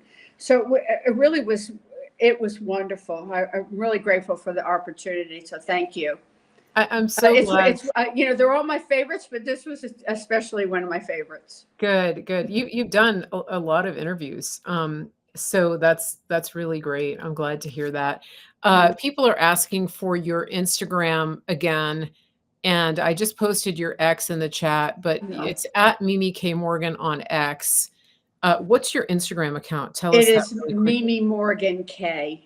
Okay, that's right. Mimi so the middle initial K is at the end. I'm going to put that in the don't chat. Don't go to the other one. I can't even get it deleted. It's still up. I still have people following the hacked one. But Mimi Morgan, initial K. Okay, yeah. So her original account got hacked. Okay, right. So I do have a few questions, and let's see. Christy on Facebook wants to know, do you have a website? No, I don't. I may have. I've done some cooking, and everybody wants me to do put some cooking posts. So there may be a YouTube down the way if I can figure out the tech part. There may be a YouTube down the road. Yeah. Towards the end of this summer, but no website.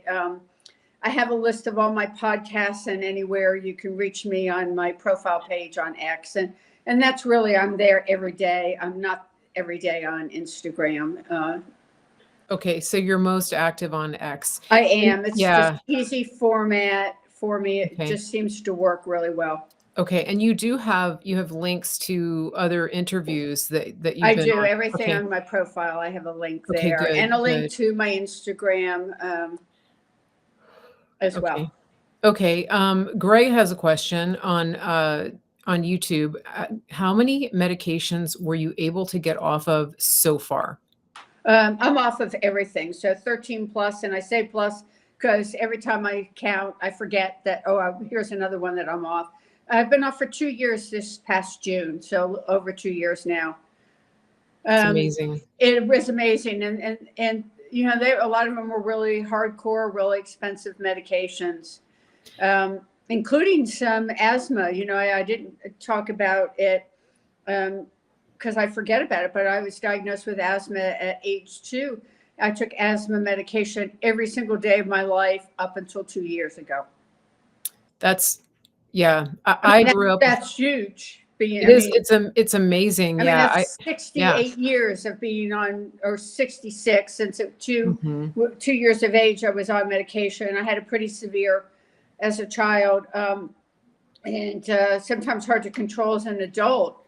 And even for the doctor, when I went for, because I do keep it emergency when I get a cold, so I do have some on hand to take, and a nebulizer when I get a bronchial infection. But I mean, mainstream doctor and my pulmonologist said, I don't see any reason you to be on it anymore.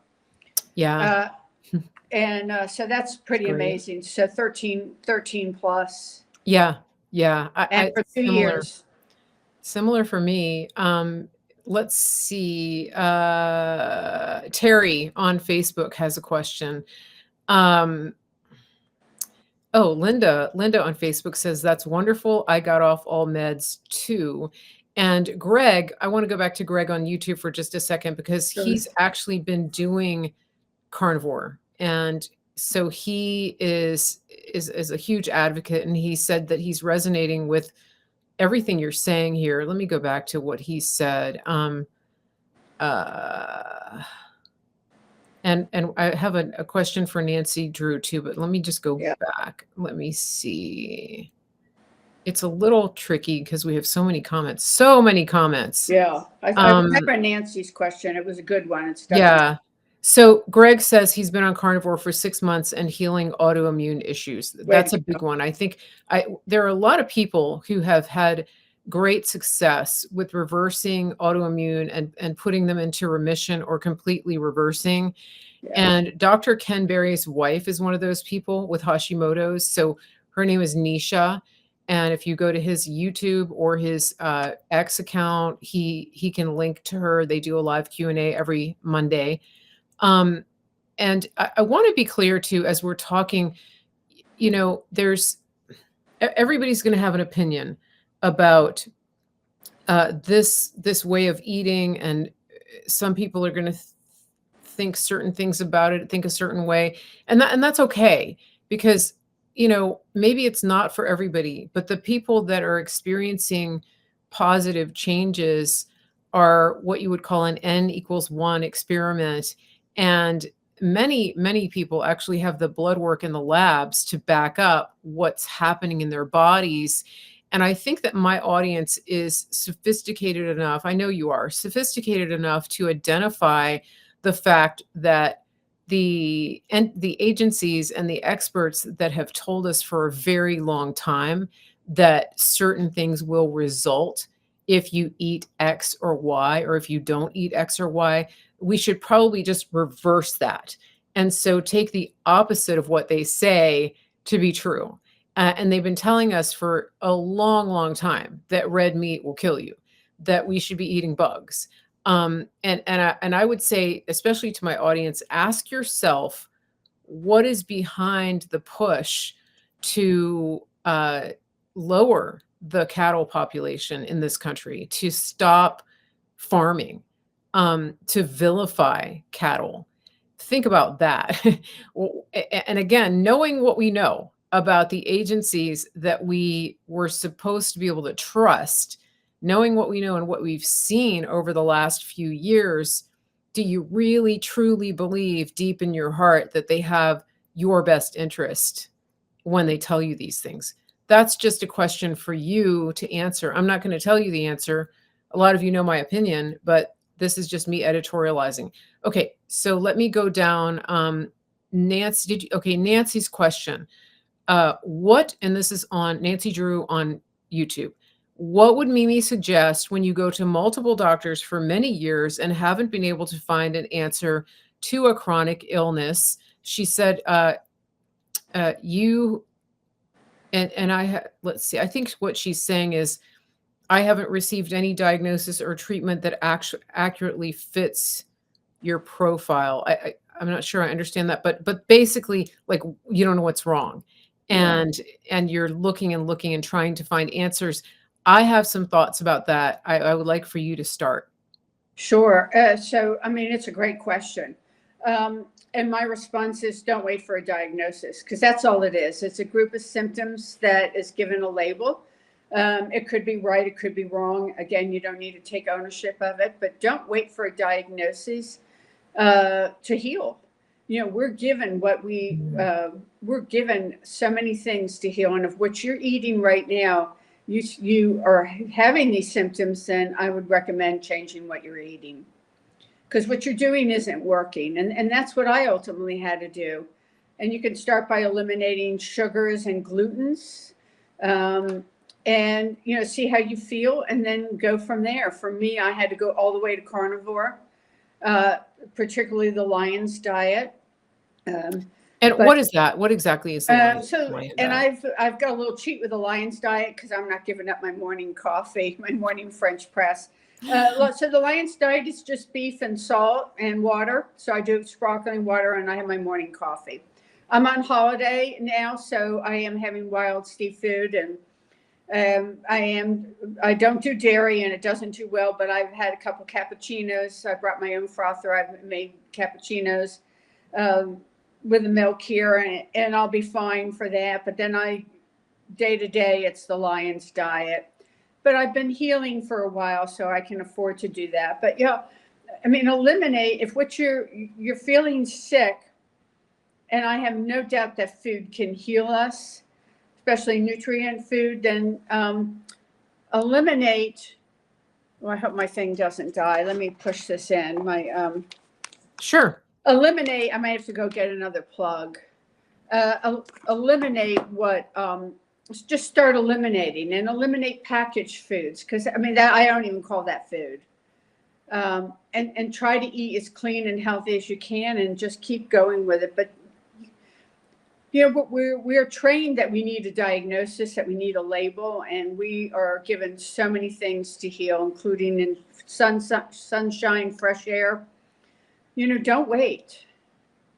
Yeah. Just Yeah. take control of your life and heal now.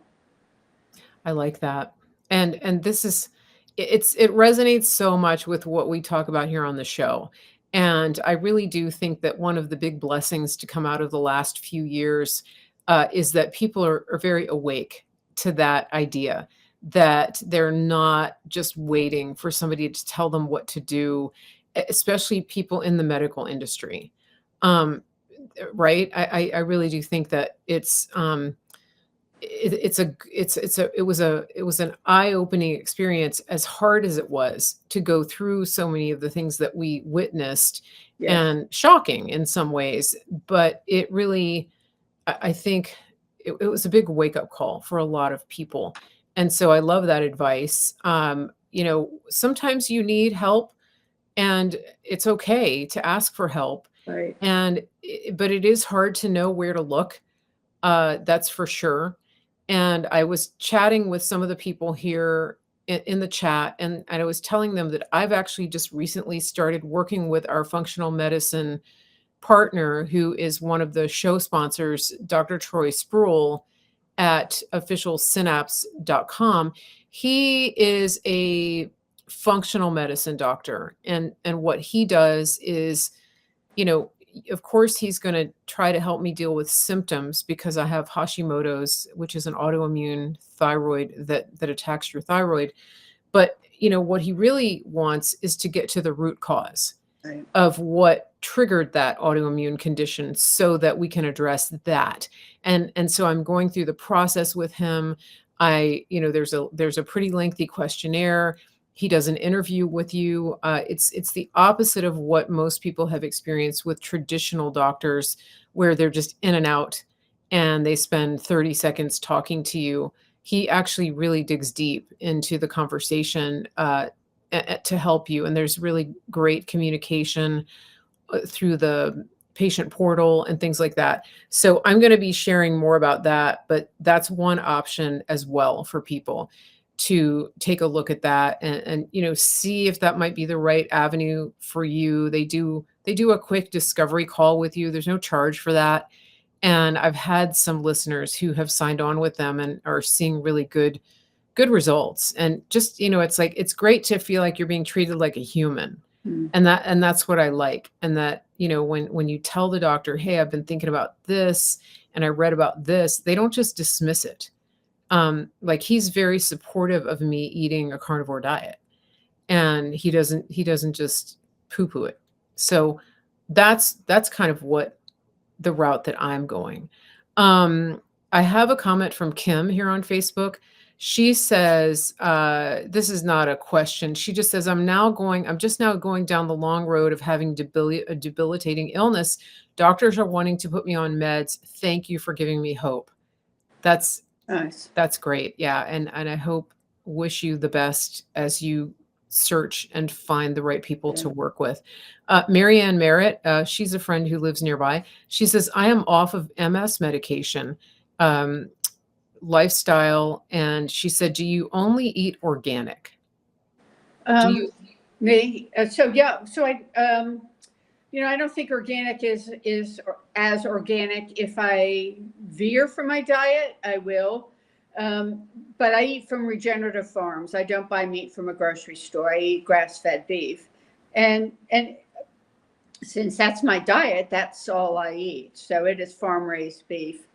I did want to just say briefly the comment before, if I can. Sure. While it's still fresh in my mind, I'm not anti-medication. Clearly, medication saved my life, not only with a stroke and the antibiotics that prevented the bacteria from killing me. And I think medication definitely has a place. I just don't view medication as a tool for healing. I think we're given other tools to heal our body. So I think it can certainly save us in emergency situations. It may aid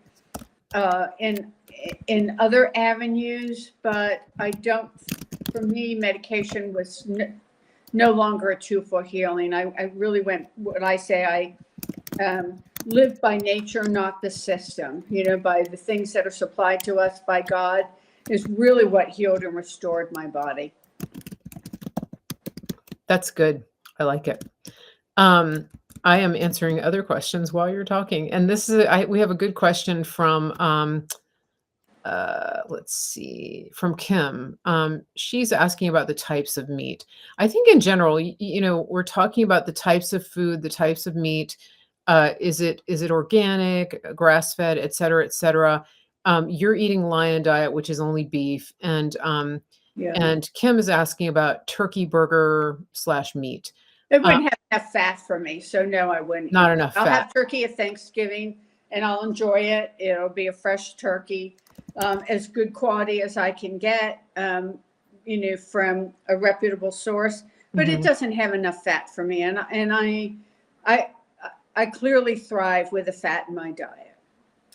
So I would say no because of that. I don't even eat 90. I eat 80/20 beef, ground beef. Yeah, and me too. And I don't eat steak all the time too. But I eat the fat, and it's important for me to get it. So no, I wouldn't have a turkey burger for that very reason. Yeah, I wouldn't have it either. Plus I'm just not a big fan of poultry. I went to grad school in a town that did poultry farming, and that was pretty much it for me in poultry. Yeah, I'm sure. So, but the other thing too, when it comes to beef and other like ruminant animals, cows, sheep, goat, antelope, deer, any kind of deer, I eat things like bison, that. I eat elk. Okay. Lamb doesn't like me.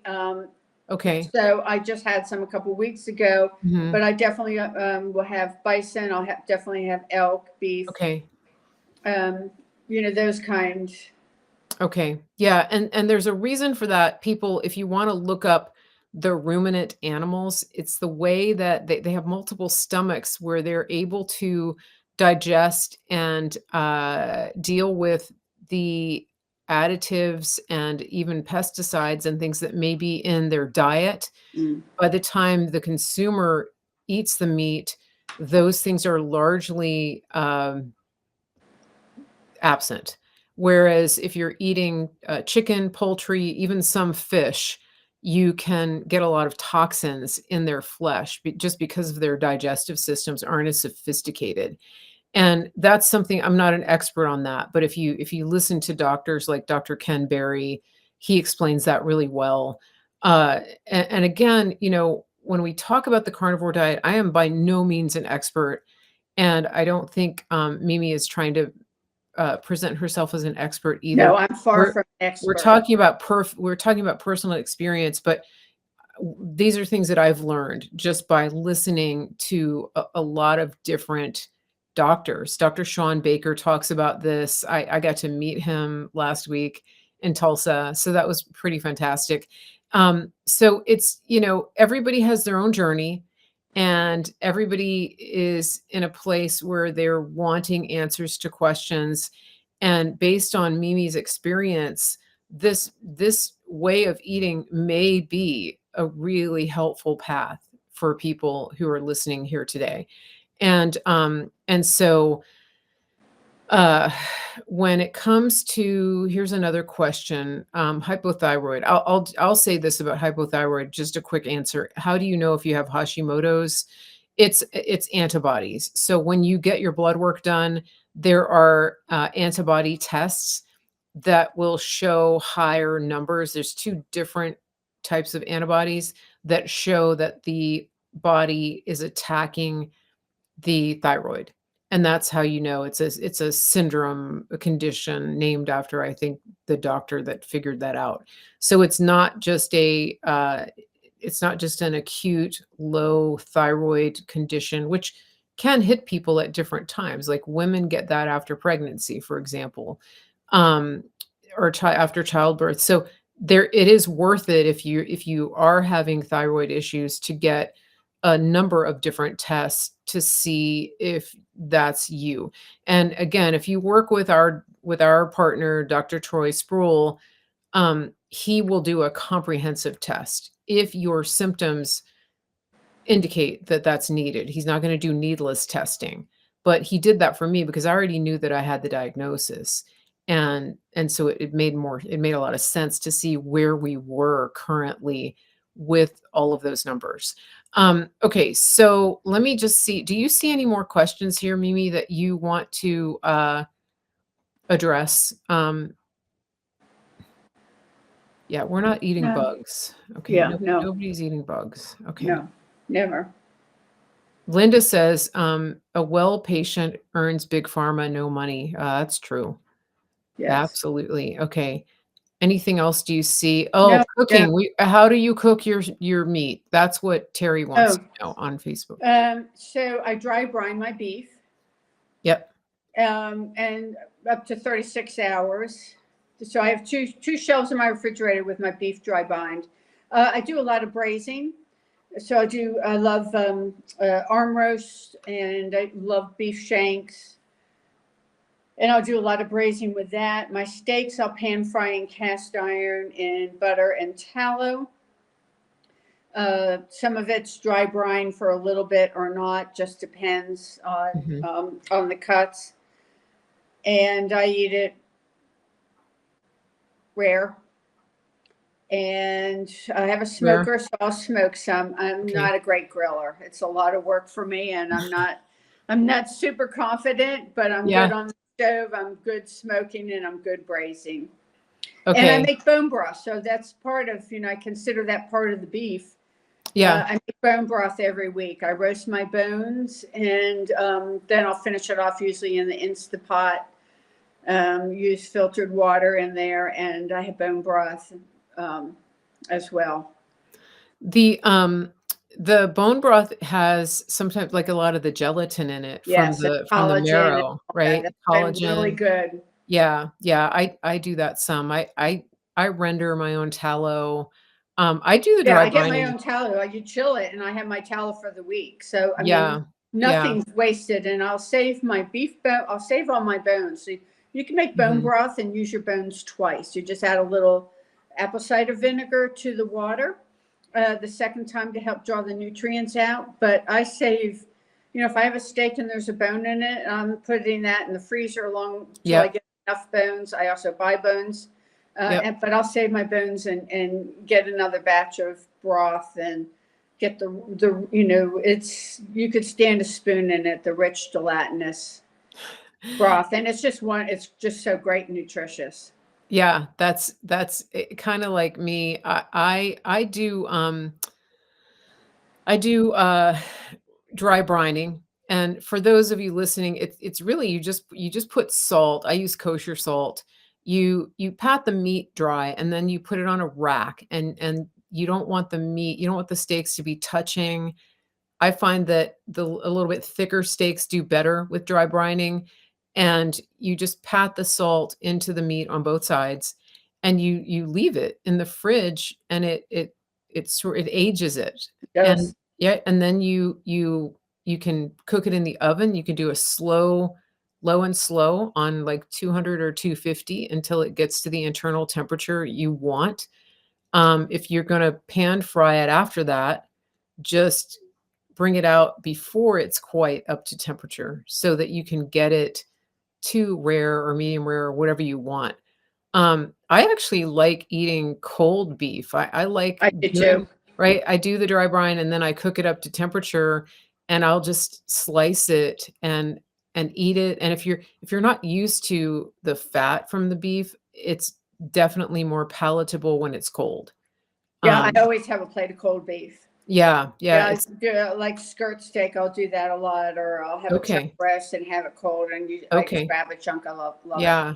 I'm gonna take a question from X. This is a quick question from Phyllis. Oh, Supplements. Are you oh, taking supplements? yeah. I don't like to share too much on what my supplements are. They're suited for me. I will say I do take collagen peptides every day. I Okay. have that in my coffee. I take. I'm going to pronounce it wrong.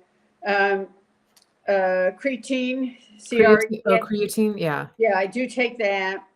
Okay. And I take my MCT oil and I take my coconut oil. And I do take magnesium before bed.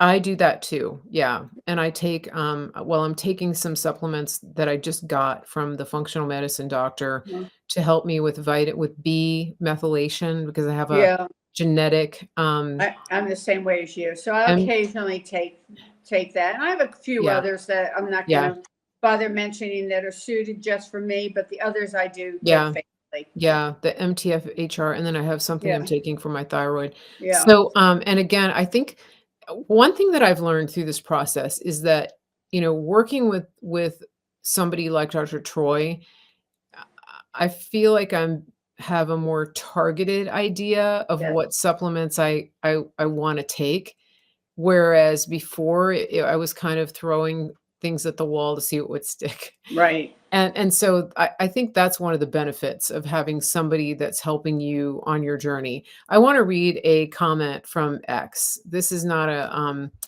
a question, it's just a really nice comment. This is from Blue Sky Report.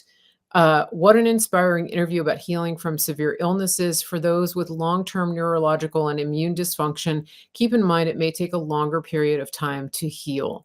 I think that's a really good reminder. That everybody has a different timeline. Right. And one thing that I have found is that people get frustrated, but most people who are coming to this, at least the people that I know, are in their 40s, 50s, 60s, and beyond.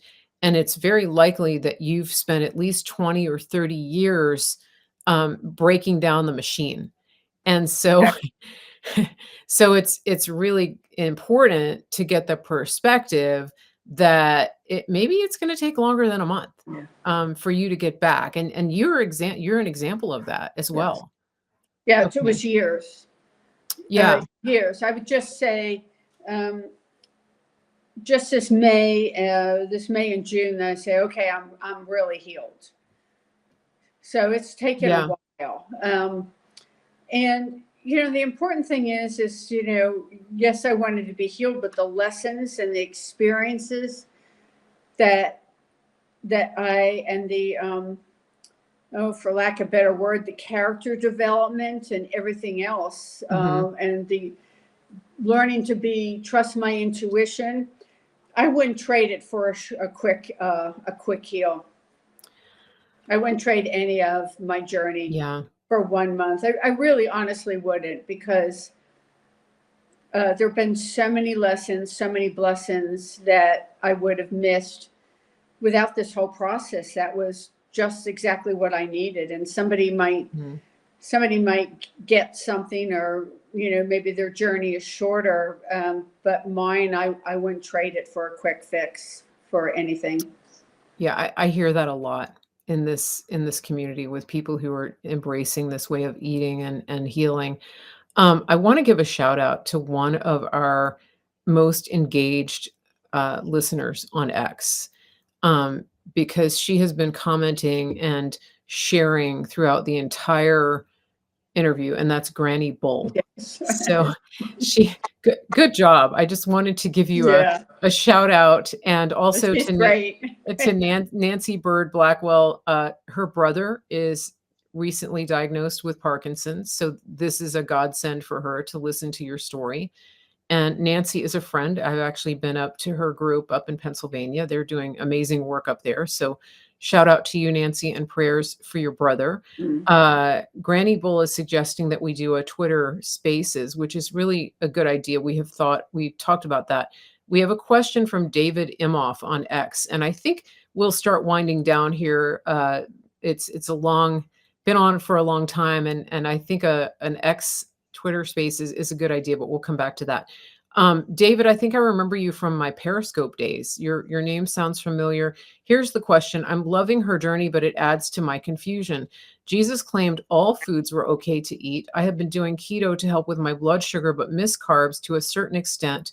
And I do get tired of eating just carnivore. Any suggestions?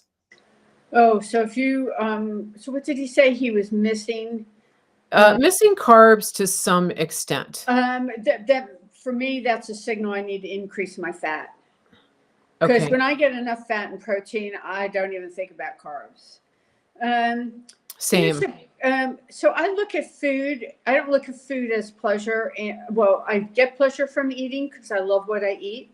It brings me joy because I'm living healthy, but I don't look at food as entertainment. So you kind of have to change your mindset. I eat I eat food to nourish my body, and I don't then miss other things. And that doesn't mean I don't have a fleeting moment, but I don't romanticize this food or that food. It's really food that made me ill. Um, so you have to change your mindset. But when I start craving carbs, I'm not eating enough fat and protein, because once you do that, you just don't crave it anymore.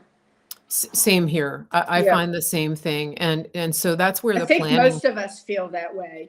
and it's where the planning comes in, Yeah. because, we get in the habit of having little, what I call emergency food snacks in the car and driving through drive-throughs and things like that, and there's so many toxins in those foods, even the ones that are labeled keto friendly, Yes. organic, or a lot of organic foods have seed oils in them. We haven't even talked about that.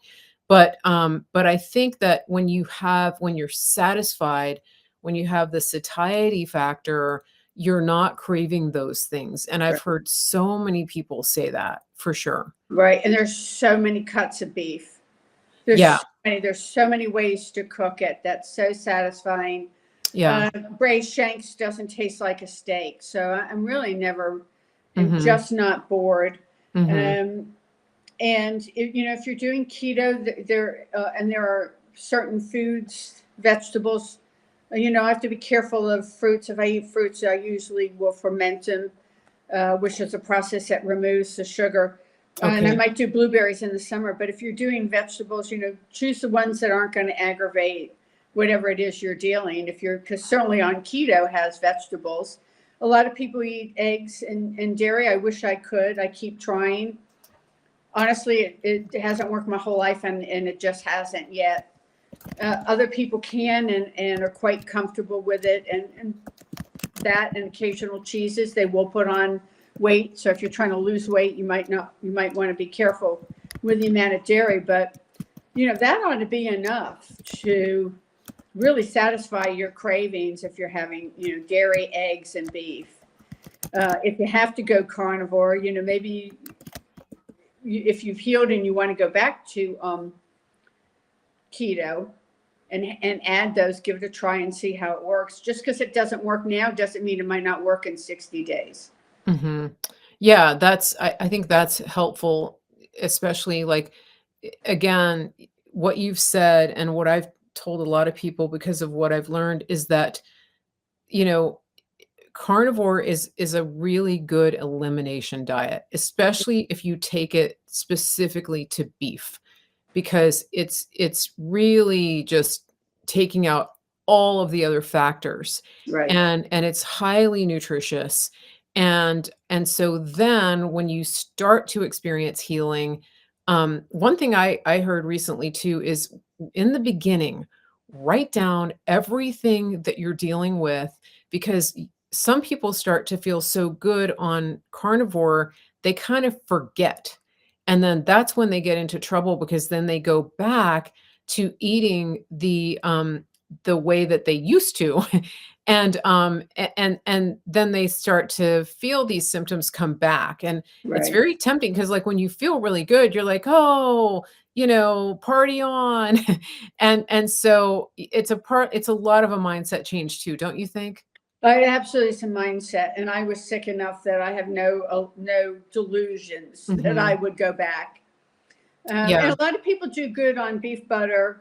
Was it beef butter, bacon, and and egg? eggs. Yeah, yeah, And there's a huge variety. There really is a huge variety in that.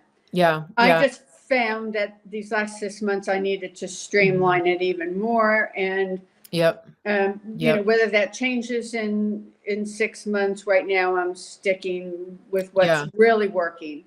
yeah, I But think that's somebody who's not as sick as I was, maybe can do healthier. I think the important thing yeah. is to stay away from anything that has a list of ingredients.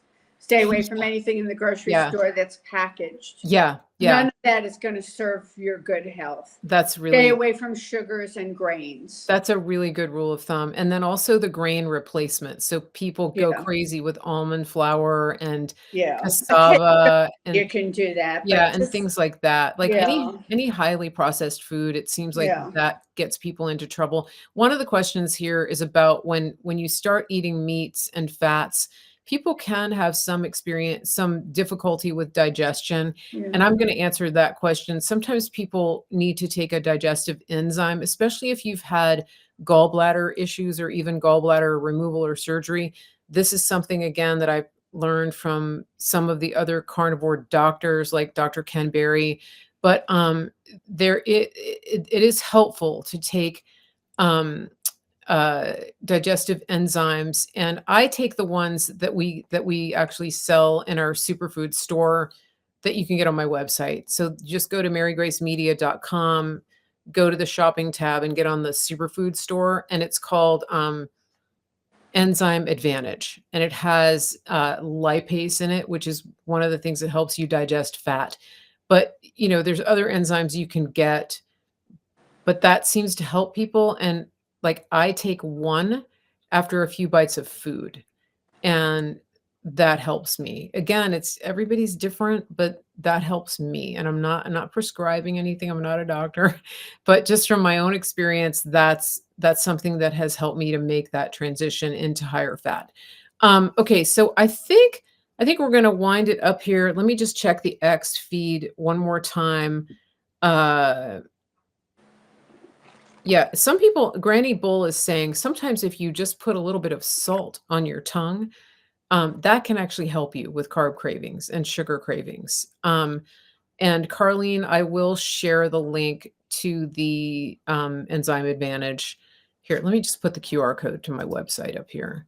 So if you go to my website, you can just go there, marygracemedia.com, and click on shop, and then our superfoods are on there. And there's a lot of stuff there. And for people who are eating keto, and you want to keep greens in your diet, the greens that we have on the superfood store are very clean and free of heavy metals and GMOs and all of that. So if that's a priority for you and you're okay and you feel good with greens, um, and you want low glycemic foods, that's a good place to shop. And if you use my promo code Mary Grace Media, you'll get the best discounts they offer on that. So just go to the website and check that out.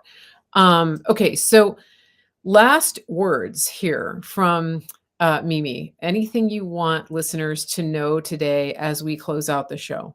Um, no, I think the only thing is when it comes to eating and eliminating, that's where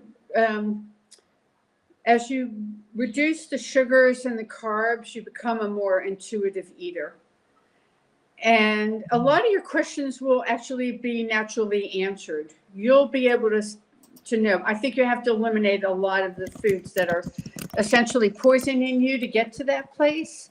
But intuitive eating becomes more intuitive, where you just actually know, you recognize the natural cravings of the beef and the fat, and I think that that's really important. Yeah. That we're designed to eat intuitively, not driven by chemicals that create unnatural cravings. That eating is naturally to be an intuitive, do I eat one meal? Do I eat 2 meals? It's different for everybody. And I think that that's an important place to sort of strive to. I agree. It's definitely, it's, I second that. So that's it. But thank you for having me. Yes, there's a lot of freedom in this. And thank you again for telling your story. For those of you who are just tuning in, if you missed the first part of this, we had an amazing interview with Mimi. And that was pre-recorded. So we played it back today. And then she came on live to answer your questions and participate with the chat. And so it's just been a fantastic time. And I really so appreciate your time being here today, and really appreciate our audience. We have had such an amazing engagement across all of our platforms. And I just want to give a shout out to everybody that is engaged. And I do want to encourage my audience on the mainstream platforms to make sure that you're following me on the alternative platforms, which you can find by going to my website. We actually get a little bit of a black mark if we name those platforms. So go to my website and find them, because we just don't know how long we'll be on these big tech platforms. I think we're pretty good on X, but the other ones don't know. And so I encourage you to go and follow me at Mary Grace Media, and make sure that you also get on my email list, so that if something goes down, if I get removed or suspended or whatever, then you can find me and you can know when we do our shows. We will have more great content coming to you. Please just scroll through the back, the back streams of what we've done in the past couple of weeks. We've had some really great shows. And once again, thank you at Mimi K. Morgan on X. And everybody go follow her and just be inspired. If you need morning and evening inspiration, that's your channel to follow. Thanks again for being here, everybody, and we will see you back here. Listen, your health is your best investment. We have a country to save, and we need people who are in the best shape of their lives, physically, mentally, spiritually. Why not connect with a team who cares about you on every single level from the inside out? Official Synapse is that team. OfficialSynapse.com. It's official, SYNAPSE.com. Tell them Mary Grace sent you, and they will treat you like family. If you're like most people, you really probably haven't thought about transferring your paper dollars into physical gold and silver. But I want to tell you a story. My friend Andrew Sorcini over at Beverly Hills Precious Metals, he recently went overseas and he wanted to buy a watch. He likes fine watches. He took 3 currencies with him. He took gold, he took Bitcoin, and he took American dollars. Now, there used to be a time when the American dollar was king. I remember that when I used to travel overseas. Everybody wanted dollars. The people that he was dealing with would not take his dollars because the dollar is so devalued around the world. They wanted the gold. So this is what I recommend to you. I want you to think about this. If you have cash in the bank, if you have an investment account that you have worked hard for years to accumulate, consider the value of converting that money into physical gold and silver. You're not buying something that's losing value. You're changing those worthless dollars into a tangible physical asset that will go up in value, which it has done historically. Here's what you're going to do. You're going to go to bh-pm.com. The first thing you're going to do is schedule that free consultation. Second thing, just think rationally about this, pray about it, go to the Lord, see what the best decision for you and your family is. I can't tell you that. I don't want to pressure you into that. What I do know is don't be scared, be prepared. And so the third thing you want to do is make a decision for you and your family. Make a decision, take action. bh-pm.com. Let them know Mary Grace sent you. When it comes to food, we really want to be aware of what is in the food that we're consuming. And that includes different types of technologies, jibber jabbers, technology that can alter your genetic makeup. And this is why we want to focus on American grown beef that isn't injected with things that you wouldn't put into your own body. We really don't know what tomorrow is going to bring. We saw 4 years ago what happened when the whole country shut down and people couldn't even go to the grocery store. We saw what happened when meat and other foods were rationed, and that could happen any day. We want you to be prepared. We want you to take action. And one of the best ways to do that is to secure food for yourself and your family. What better way than to go to griddownchowdown.com, use promo code Mary Grace, get a sustainable, reliable, shelf-stable source of high-quality American beef. All you do is go to griddownchowdown.com, tell them Mary Grace sent you, put your order in the basket and check out, and you're good to go. The other thing you can do is you can get a subscription.